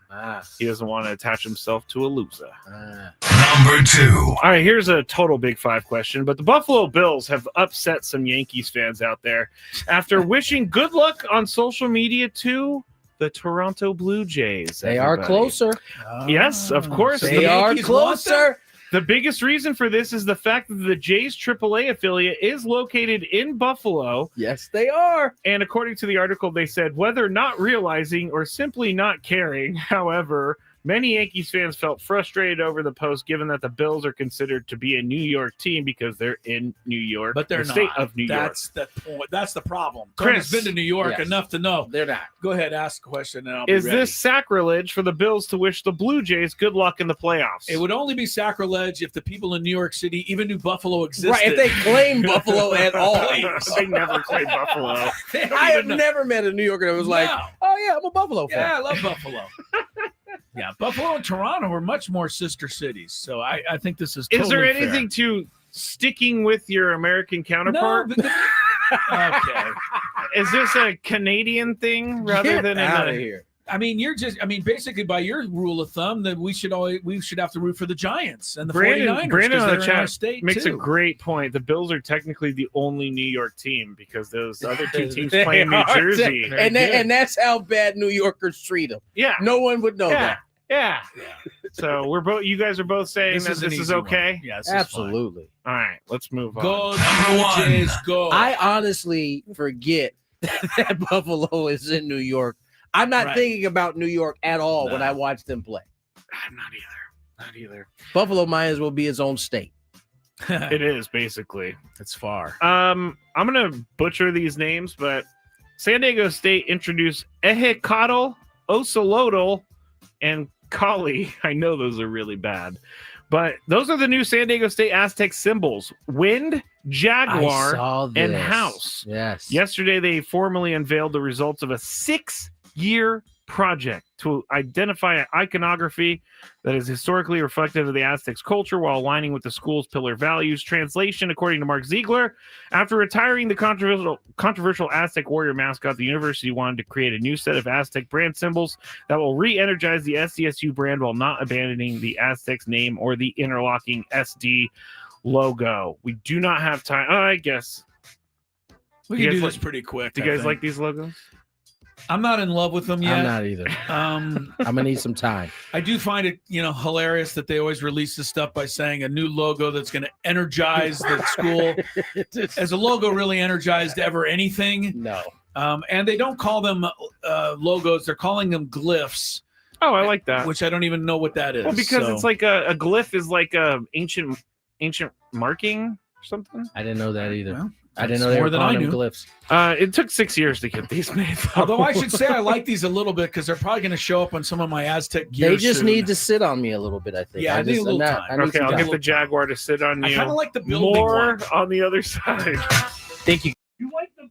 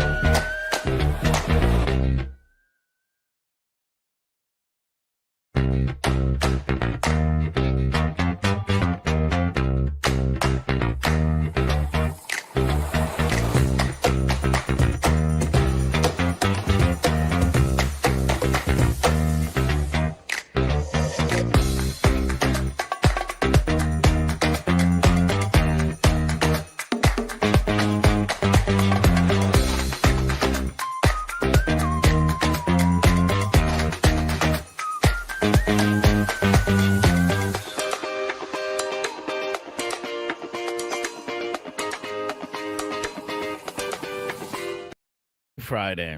Gwynn and Chris, 97.3 The Fan. Chris Ello, Tony Gwynn Jr., Matt Scraby, all together in our Odyssey Palace studios on a day we wish we weren't together. Tony was not supposed to come home today with the Padres. They were supposed to go elsewhere, like Milwaukee. As a matter of fact, Tony, have you canceled your dinner reservations in Milwaukee? You should be nice enough Carnivores to call is going to be like, where they're is be waiting for you on the table there. It wasn't going to be until Saturday. Anyway, it wasn't going to be until Saturday. I never actually made the reservation. You never made the no. Okay. Well, just checking in. Just like do they to just check in slam down like a uncooked slab of steak? These are the steaks we have. That's what I think of when I hear the name carnivores. No, I don't know, man. It's a very fancy. I bet it's pretty It's not good. really fancy, but it's good. Good. We have some good pretty good steak, though. steakhouses in town here. Yeah, we do. See, I'm a guy who can only eat the fillet because I don't like eating off of the bone. I'll be honest with you. The thing on a That's steakhouse. that's just stupid. I'm sorry, Scraby, Everybody tells me that. you may have steak tastes, but you have a hamburger budget. So I don't even have a hamburger budget. Yeah, exactly. I got like less than a hamburger budget. Scraby wants to apologize to all the Glyph fans out there. Okay, so I was somewhat right, but someone came on here. Elizabeth was her name. Oh, she took away her message, so maybe that's not true. I don't know what you're Oh, saying. You wait, want to they explain this retyped to it. anybody? All right. A glyph is iconography on Aztec temples. Thanks internship at the Museum of Man for that random piece of knowledge. Man/us. She went back and added the last part because that wasn't there the first time. No, it wasn't there the first time, but yeah, there you go. It's Boom. iconography on Aztec temples, Chris. Boom. Awesome. That's what I like. This one, if you're watching on the chat, the house. I don't know why. Yeah, the animals. I don't know why The either. animals Put that on don't one of look. my They San don't look Diego scary State enough shirts. for me. The other ones are a little. But the are- other two are kind of wigging me out. they got it. Yeah, the house is okay. Wigging me out. A little bit. Those guys look like how they would have drawn them back in the day. Oh, is that I what see. it is? Yeah, they're trying to. Yes. Gotcha. Yes. I actually think the guy on the right, and if you're, I know we're not really showing anyone this, but you can find it in the San Diego Union Tribune or GoAztecs.com. The Jaguar looks like a pig to me. That's the first thing I thought. I was like, wait, they got a pig? How many pigs have spots on them like that? Oh, What are I you get talking that. I about? get that, but the ears make me think pig. I don't know what you look at, but okay. He's not the only one. I thought you. pig. You did? I thought pig for a sec. Thank you. The other thing is, I don't know what that is. It's a beard, a bird. It's a plane. It's a. It's I don't wind. know. It's Yeah. a beard, a bird, or Give me the plane? give me the house. Give me the house in the middle. Yeah, that's the best The one. house is the worst one. I don't even know that. Where do you enter said house? Doesn't Does it matter? It's a logo. You All take right. a nap on top of the roof. On top. Okay. Happy Hour is brought to you by GL Pools. They are the swimming pool experts trusted by thousands of San Diegans since 2006. GL Pools wants to say thank you to us, to Gwynn and Chris and you, Scraby. Also, all the listeners, great Padres season. For your year-round swimming pool needs, call GL Pools. Mention the word radio. They'll get you a free month of pool service. We did touch on this, and so let's start this with the 5 o'clock hour. No longer now can the Padres sell, I don't think, Tony. And I also want to get your take before I ask this question. 70-something sellouts this year. What a year by the fans. Man. And I wonder how many, I'm sure the players kind of, as bad as they felt about losing, they felt some type of way of not being able to not come home and play one for the fans, I'm sure, after the season that the fans gave them. Yeah, no doubt. I think that was all part of the frustration that they felt knowing that the season was over. Right. But I must say, to our fans out here, they obviously have been incredible. I mean, set another record. What is this, back-to-back seasons of setting attendance? I think so, yeah. But I think what's I find cool, because I'm traveling around a lot of places. I mean, San Diego travels well where we go. There were some people there at Wrigley. No doubt. but they are starting to. The folks out here are starting to develop a reputation in terms of creating a home field advantage here in San Diego. You know, we talk about it often here, but it's interesting that I'm now hearing that when we go to other places and they start talking about toughest venues to play in, you're starting to hear San Diego's name pop up a lot more, and that's a credit to the people here in San Diego who show up in droves. And support this team. You know, they vent their frustrations, so most certainly, but when you're supporting a team like that, that's kind of comes with it. And so we also kudos to the fans out there. We wouldn't want it any other way. If you didn't care, then you wouldn't, you know. That also means the team is good too, because we had many years where they didn't care because the team wasn't worth caring about. Is if you're not good out here in San Diego, people will do something else. I know. And they have no problem doing something else. So shout out to the fans, man. You guys did an outstanding job this year. And now very sad that it ended the way it did. And to not get a home game was frustrating.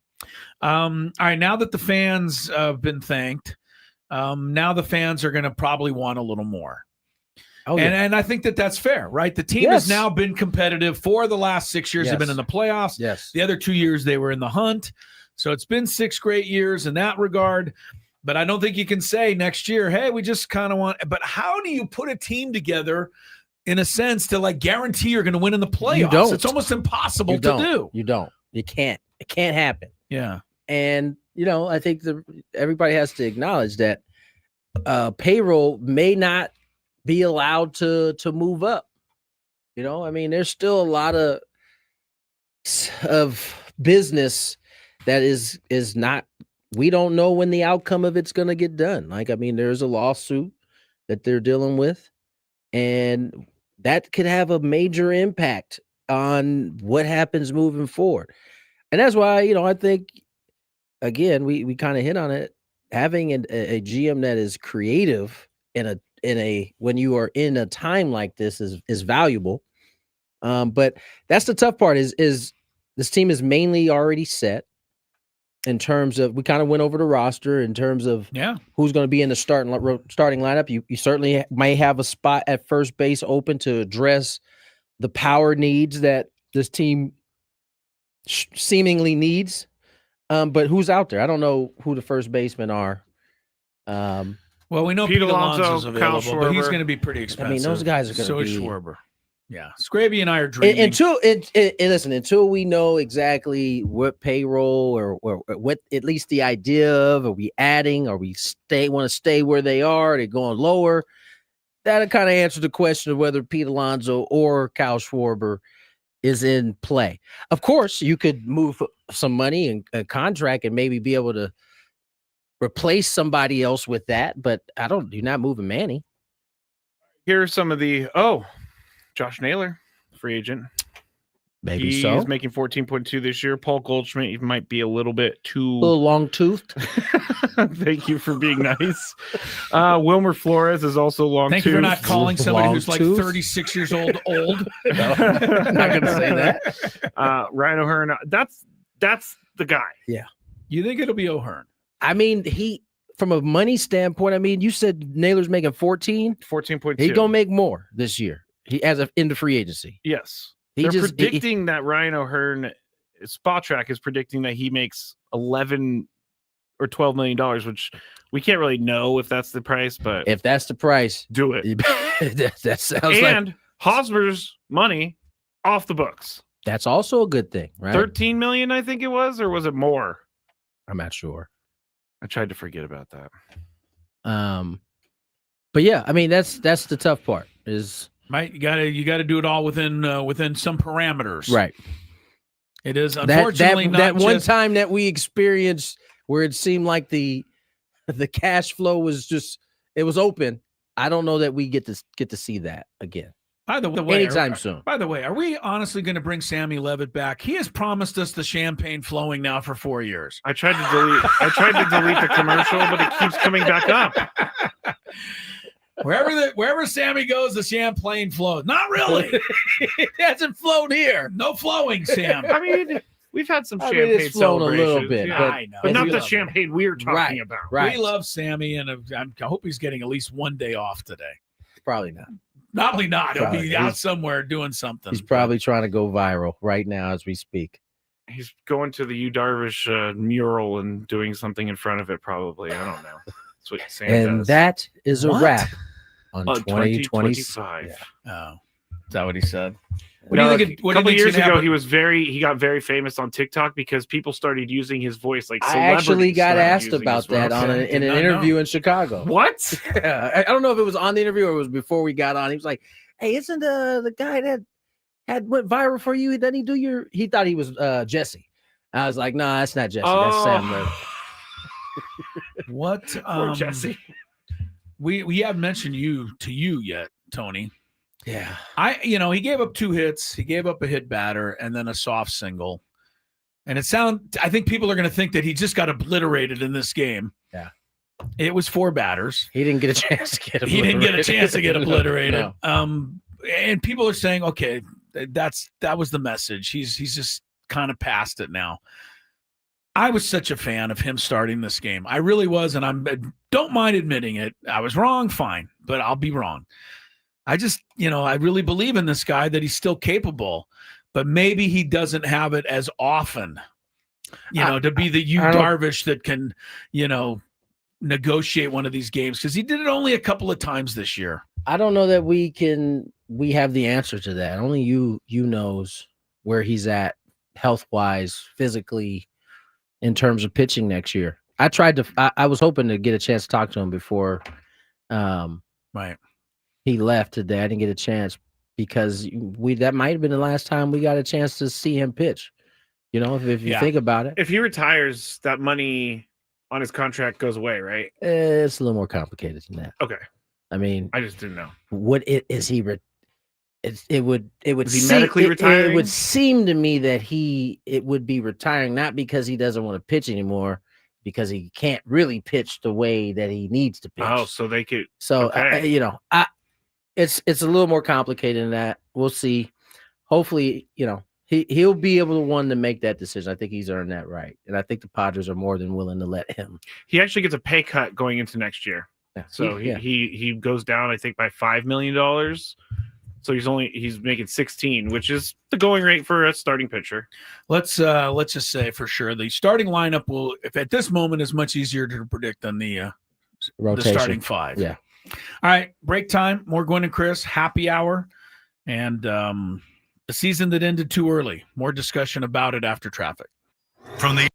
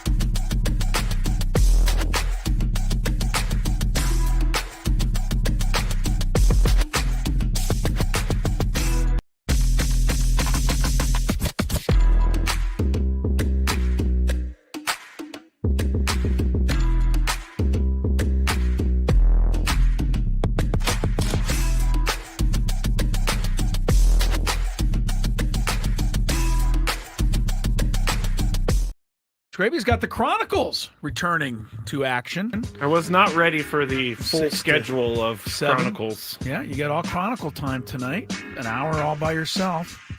Tony and I'll be happy to leave you. Yes, get on we out of will. here for the weekend. Aztec football tonight. Colorado State, 7:30 ball game. Couple of other things real quick. We mentioned the 49er. That was a nice win last night, Scrabe. Tony and I already did our NFL picks, so we have them, and we'll keep you up to date. I think it's still early in the season, but we did do our picks for the weekend, so suffice to say we're keeping tabs on that.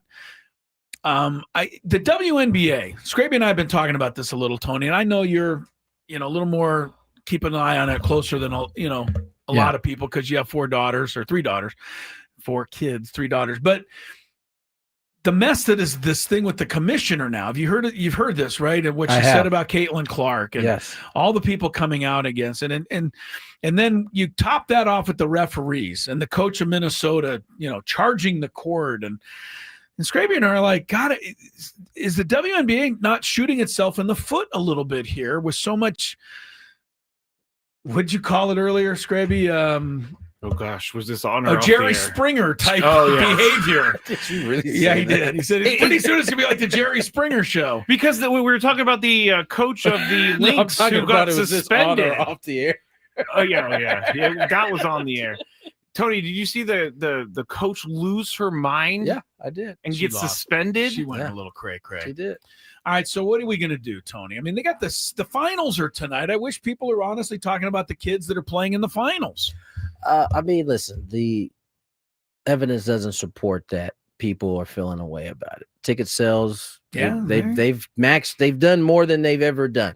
I think this, if you want the league to be taken seriously, and listen, I saw the refereeing with my own eyes, so some of it's not good. It's a lot. Well, I shouldn't say a lot because I only went to one game. The game I went to, the 3.5 quarters that I watched, me and Mark Mudcat Grant kept looking at each other like, oh my God, really? That wasn't a foul. Oh wow.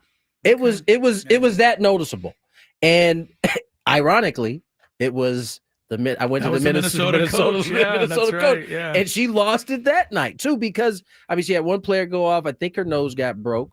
You had at the end of the third quarter, Skylar Diggins hit a shot, came down and just MF the whole bench. Like came down to their bench, MF their whole bench, and referee didn't do anything, and so I understand. Now the irony in this is that the thing that pissed everybody off, I didn't think was a foul. Did you see the play? Oh, where she stepped Where in she and stepped cut the. in- No, I didn't think that was a foul either. It wasn't a foul. I mean, they slowed it down. I mean, Yeah, it was she sucked that snuck she ended in up, there, rolling her ankle as bad as she did, but they actually got that call right. And that I was didn't, one they got right. and by I didn't watch. accident, Yeah, probably. I didn't watch the entirety of that game, but I don't think there's nothing that needs to be done. I think there's so much more coverage on just sports in general, specifically the WNBA, that it just seems like we're only talking about that. And at that point, there were no more games, right? We were still waiting for game 1, which, as you said, took place tonight. And so I don't think it's as big of an issue as I can as we speak a think it is. little to the WNBA officials only on this part. I've seen many of the games that I've watched, the WNBA. Many of those officials work in the Mountain West Conference, Aztec women's games. And I don't think they're really good. Like I watched I feel like you've come in here complaining about the referees. I sit courtside, and again, I'm not trying to say I'm better. Don't get me wrong. I do my thing. They're doing their thing. It's a different level. It's a different world. I can't say I'd walk in and do as well, but I think I would. They don't make great judgment calls. I miss, there's just stuff. It's not, they know the rules. They know all the procedures. They know all the things you're supposed to do. They don't judge whether it's a foul very good. That's what they don't. I think it's important because that leads to more hard fouls as the game goes on. Yes. And I'm not saying I've got every call right. There's probably some coaches listening right now going, Chris, this is really rich of you to be saying. But I think you have to at least, for the most part, have a pretty decent judge of whether it's a foul or not. And I'm looking at I know these names of the WNBA refs, and they all work in our Mountain league. West. So I don't know where you go, but they need to improve it because everyone's complaining about it. Right. It's not just maybe a problem. Right. It's a problem. The other thing on that subject, I thought Caitlin Clark hit her comments out the park in terms of replying to what was said about, may or may not have been said about her, right? Yes. As she talked about Well, leadership. the commissioner didn't deny. She saying didn't. it, She so- certainly did. She said it was Yeah. mischaracterized, I believe was the word Yeah, she didn't used. deny it, though. that's the biggest tell for me is that she Yeah. wasn't like, I never said that. It No, was she didn't. mischaracterized. Here's a couple of things that I think we should be mindful of. I thought Caitlin Clark hit it out of the ballpark. She said, leadership is about, being able to have a relationship. She didn't say a relationship with your counterparts, right? But the other thing to remember, and this is where I think they're going to have to get over the hump of. We often remind each other when Roger Goodell is doing something, he is paid by somebody. The owners. They work for the owners. Yeah. So it's true. And in this case, a lot of the owners are also NBA owners. Because a lot of those teams own the sister team of the WNBA. Right. And so, they're at a collective bargaining bypass right now, or they're getting ready to go into one. And I just hope they recognize that even though Kathy is the one, popping off and saying these things, until the owners of the league are tired of her working for them, She's going to keep working for She's him. going to keep working for them. We'll see. I think there's so much pressure for her to step down that it could still happen. This would be one of the few times the players can win. Let's talk. Let's real quick before we go to break on this. And you would know because you've been around a little bit longer. Can you remember a time in which owners have fired a commissioner because the players wanted them to? Because the players wanted them to, or because they thought, how often does a commissioner get fired in general? Commissioners do some of the dumbest things, but owners don't mind. No, you're right. As long as the owners are making money, they do not Guess who's care. not taking any of these barbs or having to deal with it? The owners. So that's why they pay the commissioner. It's also a nice diversion from the fact that they're not paying these kids enough money. 100%. They're just not. People that say, well, the WNBA doesn't get the ratings and the same. Well, okay, but they are filling all the arenas pretty much now that they're playing in, and they're doing it pretty darn as well as they can. I don't know that it has to go exactly with the money made with the money paid, because if that's the case, then LeBron's making $100 gazillion. That means the team needs to be making 200 gazillion, Right. and I don't think they are. Right. So I would like to see these players make some more. Maybe they shouldn't be matching an NBA salary. I don't even think that's what they're asking. But they're not for. asking for that. Yeah, Right. so. They're not. All right. Anyway, WNBA finals tonight. If you're a fan of that, and I hope that a lot of you will be, watch these games or tape them. You're going to be surprised. Some of the shots that Vegas made the other night in the overtime to advance to the final, I was like, man, they can play these kids. They got pushed to the brink too. If you haven't watched it in 5 years and you say, well, the WNBA, they're not. No, That's a completely different much league better. than 5 years ago. Like for sure. way better. I think they need to change the ball. Change the ball, Scraby. It's the white and orange. It kind of looks Harlem Globetrottery to me a little bit, like it's a gimmick. Actually, game one is underway. That's why Scraby's commenting on it. It's 21-21 first quarter. Vegas, Phoenix. We'll take a break. We're going to go through a little more specifically some of these Padre contract situations and see what we should do before we're out of here at 6.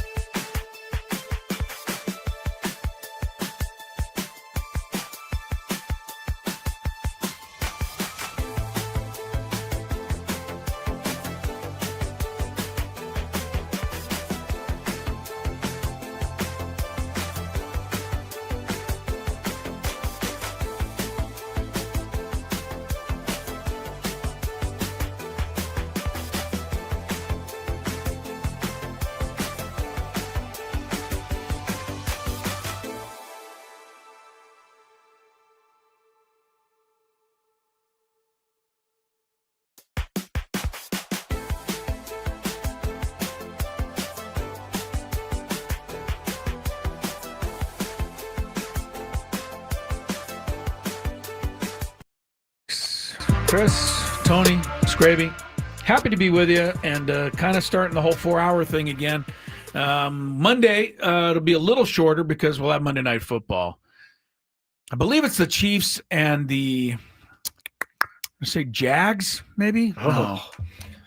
So now that the it's not exactly the game of the year, but that's what's coming. I think it's Chiefs and Jags. I could be. I have a question for you singing two off the top Chief of my haters. Now that they went back to looking like the Chiefs again, are we getting back on the NFL? Is Yeah, they're obviously getting the calls. It is Chiefs Jaguars. That's crazy. It is Chiefs Jaguars Monday. I get to see Travis Hunter for the first time. I haven't watched a Jaguar. You're not. game. Guess what? You're not missing much. You're not going to see much. He doesn't play. I think he played 6 snaps on defense last time. That's why I want to see him is on because that's apparently where he's doing his best work. I think he should be. I think he should focus on the defensive side because he can cover. I saw some clips of him locking up.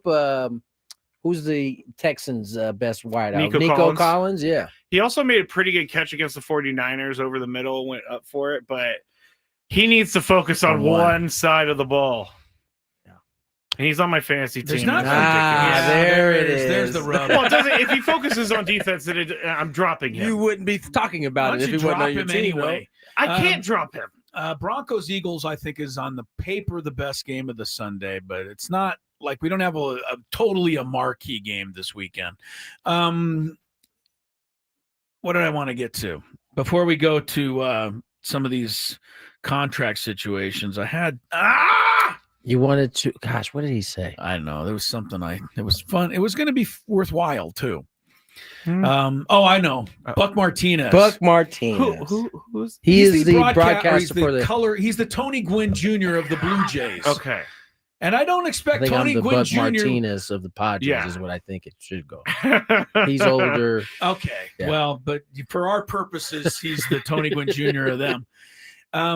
Do you see Tony saying something like, even a month ago, the Brewers just aren't a very good team. No. Just in case we play them in the playoffs? No. Well, that's what Buck Martinez said about the Yankees about a month ago. He said, I don't care what their record is. The Yankees aren't a very good team. Aaron Boone. Did he remember that? Oh, yes. He got off the plane today and he said, I just want to let everybody know we got a pretty good team here. So very Boone-like. Very Boone-like. I still am an Aaron Boone fan. I know I am too. Some people don't like it. I think he's great for the game. I've always been even when he was working for ESPN, man, he's always been a solid I think he's dude. a good dude. And he couldn't have got a better. I told Scraby earlier the two heroes yesterday in the other games were Dingler and Schlittler. It was quite a weird day. That's tough. Dingler and what was his name? Schlittler. You gotta be careful with Schlittler. That's why I had to be careful with that one. Yeah, I'm gonna just leave that one alone. Yeah, because I have a tendency to. Let me read something from the chat real quick. All right. From Clinton. I just wanted to say I appreciate you guys so much. I'm a longtime Padres fan, but only listened to the station starting this year. One day hearing Tony on this show disputing with Chris, which that happens. It definitely happens. It happens from time to time. Like the what was it? Now it just left my head. Never mind. The slug. I try to tell you guys, you can forget stuff now. Just wait till you're my age. It's gonna happen all the time. I know. You know what? Sometimes I something happens to me in my daily life, and it's something I've made fun of Chris for, and I'm like, oh my god, he's right. Yeah, he's right. Yeah, it's gonna happen. Good. One day. That's what you get. You shouldn't be making fun of Chris all the time. That's okay. Keeps me on my toes. I mean, he did like the house of the 3 Aztec logos. I did too, though. What does that mean? It's not the best one. Well, Tony likes it too, so why aren't you giving him a hard time? Yes, great. Because Tony is Tony's hip. Yeah. Well, there's no question about that. Tony's the only guy that can say the show's popping today. You and I have to say the show's popping. We're going to get popping off here soon. No, you don't. You don't have to do it that way. All right, Scraby, go through one last thing. One more thing. Talking about popping. Yeah. At the watch party at Park 101 Wednesday, Chris was tasked with going up in front of everyone and making a speech and giving away a prize. And he had this whole bit on the peas popping, and he kept popping his peas into the mic for everyone to hear. It just came to me as I was up there. You're like, peas are popping the Padres in postseason and playoffs. For any broadcaster, yes, the it's a Pittsburgh nightmare. Penguins are one of the tougher teams in all or of the sports. Pittsburgh Pirates. Right. Tough not to. Wait, did the Steelers not get the memo? They needed They just say, hey, we settled on the same color. All right, that's good enough. It is tough to not pop the peas. Yes. I check traffic, and then let's do one final thing on the Padres roster stuff. From the 855 Get Ross Traffic Center, protecting San Diego after accidents or injury, here's Kelly Danick. Well, don't look for much relief on our roads this afternoon, guys. Still plenty of problem spots. Coastline's in trouble again. This time it's an accident involving a motorcycle just before Oceanside Boulevard. Looks like that's in the center divide. Then up ahead, past Mission Avenue, crash blocking the slow lane. Eastbound 56 past Carmel Country Road. Accident has been pushed over to the right shoulder. Same goes for northbound 15. Accident has been pushed over to the right shoulder near Bernardo Center. But we're seeing quite a bit of residual slowing. Southbound 5 clearing an accident near Garnett. And southbound side of the 15, we still have this accident near the 163. They just cleared that out of the HOV lane. I'm Kelly Danick with Gwynn Chris, San Diego's #1 sports station, 97.3 The Fan. I guess I'll just continue our conversation on the air. But Chris was telling me, because we're watching the replay of Schlittler. God, it's a dangerous game you're playing, buddy. I know. But he's in the 8th inning. He struck out 12. And I just, it's incredible. It's incredible, Chris, that he went 12 strikeouts. Well, it's his first game. Big marble. First start in the postseason. The last guy to do anything even close to this was something like Don Newcomb. Oh, I didn't see that. Ooh, I didn't either. A Yankee just went for a foul ball and Ryan fell McMahon. over. That was McMahon. He caught it, too. Wow. That Did was he get pretty the good. out? Yeah. He flew into their dugout. That was a flip if I've ever seen one. Yeah. Yowzers. That was crazy. Okay. Anyway, Schlittler. You could the tell none of interesting us saw one that last because we thing. all reacted like it was the first It was a time. great performance. You're right. It was the most strikeouts ever in a postseason debut. I think the last to come close to that was Don Newcomb or something like 70 years ago. Nuke. But you had a cool stat. Well, the cool stat was that he played at Northeastern University, which is in Boston. And Northeastern played the Red Sox in one of those preseason games. A few years ago, he pitched against the Red Sox in that game. Oh.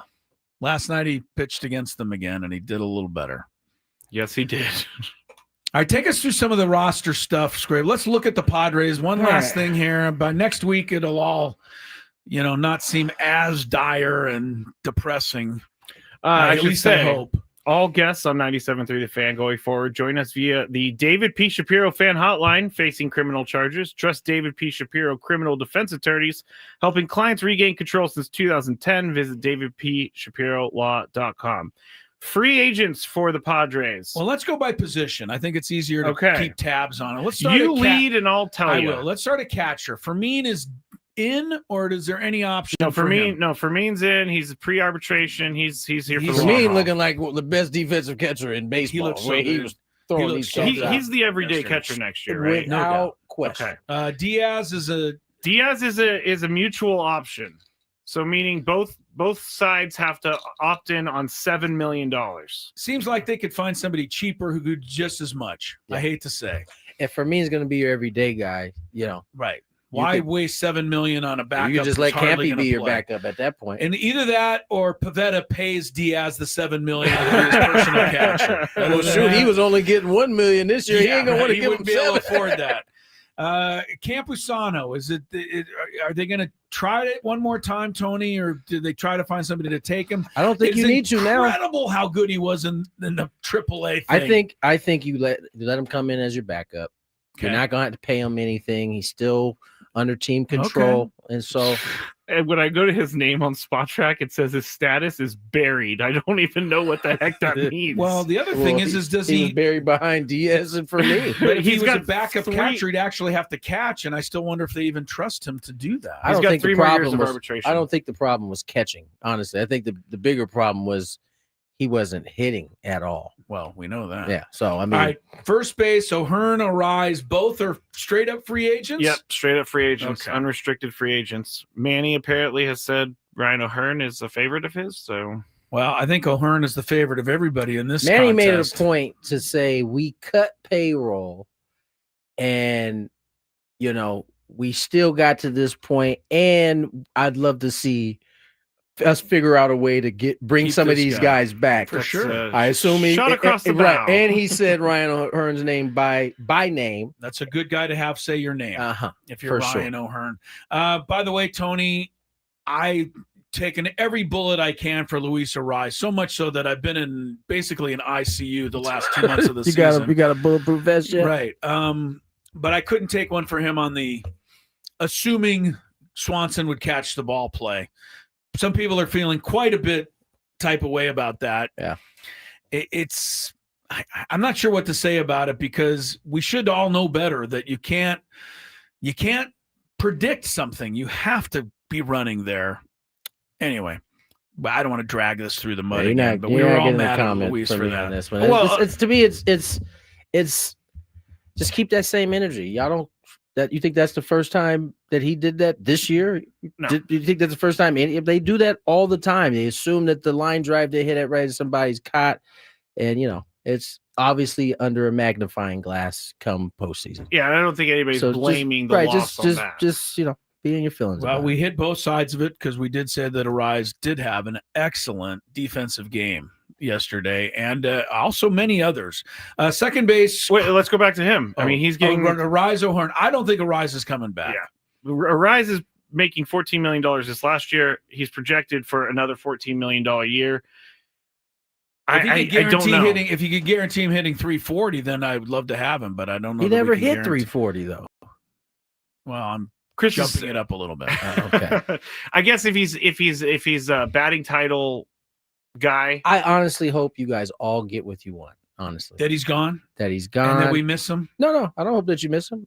If he's gone, he's gone. Well, don't say you guys. Yeah, Tony. yeah. I've taken every I'm not bullet talking for this about guy. you two. You're talking I'm about the ones that everybody want him who gone. wants him Everybody gone. out I hope there. they get what they want. Me too. All right, Cronenworth, Machado, Bogarts. All three are under long-term contracts. Going nowhere. Very unlikely. Iglesias, you said, is a free agent. He is a free But that's agent. not a big, needle mover. Right. Yeah. Right? You're going to either get him or somebody else to back up. So it seems to me he'd be just as good a choice as anybody. His defense is so fun to watch. Laureano in left is good.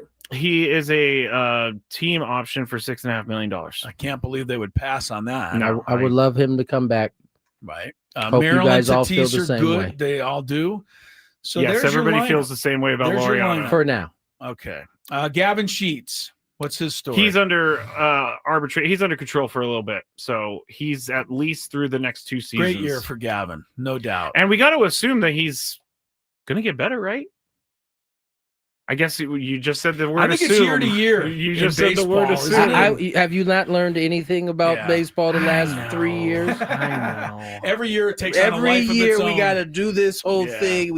We start making predictions, and I know. And then I'm already doing it. Yeah, It's literally just the day after the season ended. stop. You were making a prediction as the ball was settling into PCA's glove yesterday.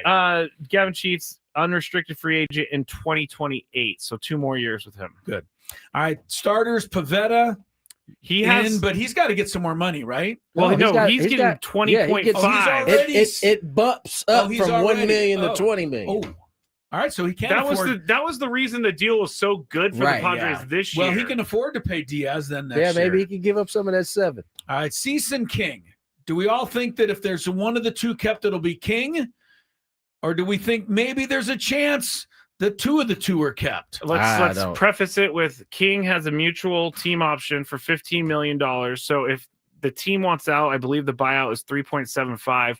King said yesterday he is going to talk all the things. He loves San Diego, but he's not sure what he's going to do yet, which Well, that's smart. means to that say. he's gone. It's no. Does it's not. that mean that? It means he's gone. I do. Do Don't be a you guys pessimist. do you guys think that Michael King, and I know that I've already asked this question, I know I've already been told no. Do you think that he torpedoed a little bit of his value this year just because he wasn't available to pitch and no one got to see a full season from I him? don't think so, because I think people who pay tend to remember the high moments. Okay. I think if anything, I don't know that it torpedoed it by not being out there. Maybe there may be some hesitation now because it was a shoulder that he was missing for. Right, But- I might be worried he's not healthy. Right, but I doubt it. All right, we got to move along. Not to speed anybody up, but only a couple minutes left to get to everybody. Darvish, we said it's going to be up to him, really. Yeah. So it doesn't really matter what we think. He's taking a pay cut, though. Don't forget Musgrove is back. That's a big deal. $20 million. And that might be the silver lining in this whole thing, right? Is that because if the Padres advance, he would have 100% pressed to be out there pitching. No, Joe. I don't know if he's ready. He would have wanted to pitch in the Milwaukee series? He would have wanted to try to pitch at the end of that series and certainly in the NLCS. Wow, okay. So, Nestor Cortez and free agent. JP Sears. JP Sears under team control, Nestor Cortez free agent. All right, and then quickly in the bullpen, Suarez free agent. No. Sorry. Player option. So he could say, I want to stay here and take him $8 million, but he's not. Yeah, just let the league in saves. Yeah, he's probably going to go elsewhere. Mason Miller, we feel good about him anyway. He's through 2030. We got Estrada. We also have Morejon. Hey, shout out to Jeremiah Estrada yesterday. We gave him a shout. He came in and had a big marble moment. I was a little nervous about that move, but I didn't know where they had to go. They didn't have nowhere else to go. I know. Morejon also gave you a whole nother inning on top of everything else he gave you. One more arbitration year for him. Yeah. Okay, but anyway, Miller, Estrada, Morejon, and Jason Adam are all coming back unless there's a trade. Correct. That's got to make you feel cozy in the bullpen. Yes. Beyond the David Morgans and the Brad Glayrod, and whoever else you want to drum up. How about Brad Glay and David coming on? Yeah, so they're going to be good there. All right, we mentioned manager Mike Schill, GM AJ Preller. We've talked a lot about whether they're coming back. They get 3 votes from all of us, I think. Yeah. Right down the line. You can make a change if you want with AJ, but be careful what you wish for. You could say, well, he hasn't won the championship. Okay, well, neither did A.J. Smith with the Chargers. But the day they got rid of him, they became terrible. So was that better than, being 14-2 and, losing a playoff game? I don't know. I was always more of an A.J. Smith fan than a lot of other people out there. One of the greatest nicknames, I think Bernie Wilson gave it to him, the Lord of No Rings, and it followed him everywhere. Bernie, let me tell you, Bernie's one of the top, whatever you want to call those type of deals. Snarky? He's at the top of the list. He got some good ones for you. Bernie Wilson, AP. Lord of No Rings. Lord of No Rings. Yeah, he and A.J. Smith They used to have, I'm sure. And then they would clash, and then Bernie and I'd be sitting in the media room, and he'd go about 25 minutes straight on how A.J. Smith drove him crazy. And I'd go, yeah, okay. Bernie. All right, everybody have a good weekend. Maybe even stay away from sports other than the Aztec game tonight. Wait. We got breaking news. No way. The Rangers hired Skip Schumacher. What? Yeah. No way. There you go. It's official. According to Jeff Passan. That's probably going to happen. It happened.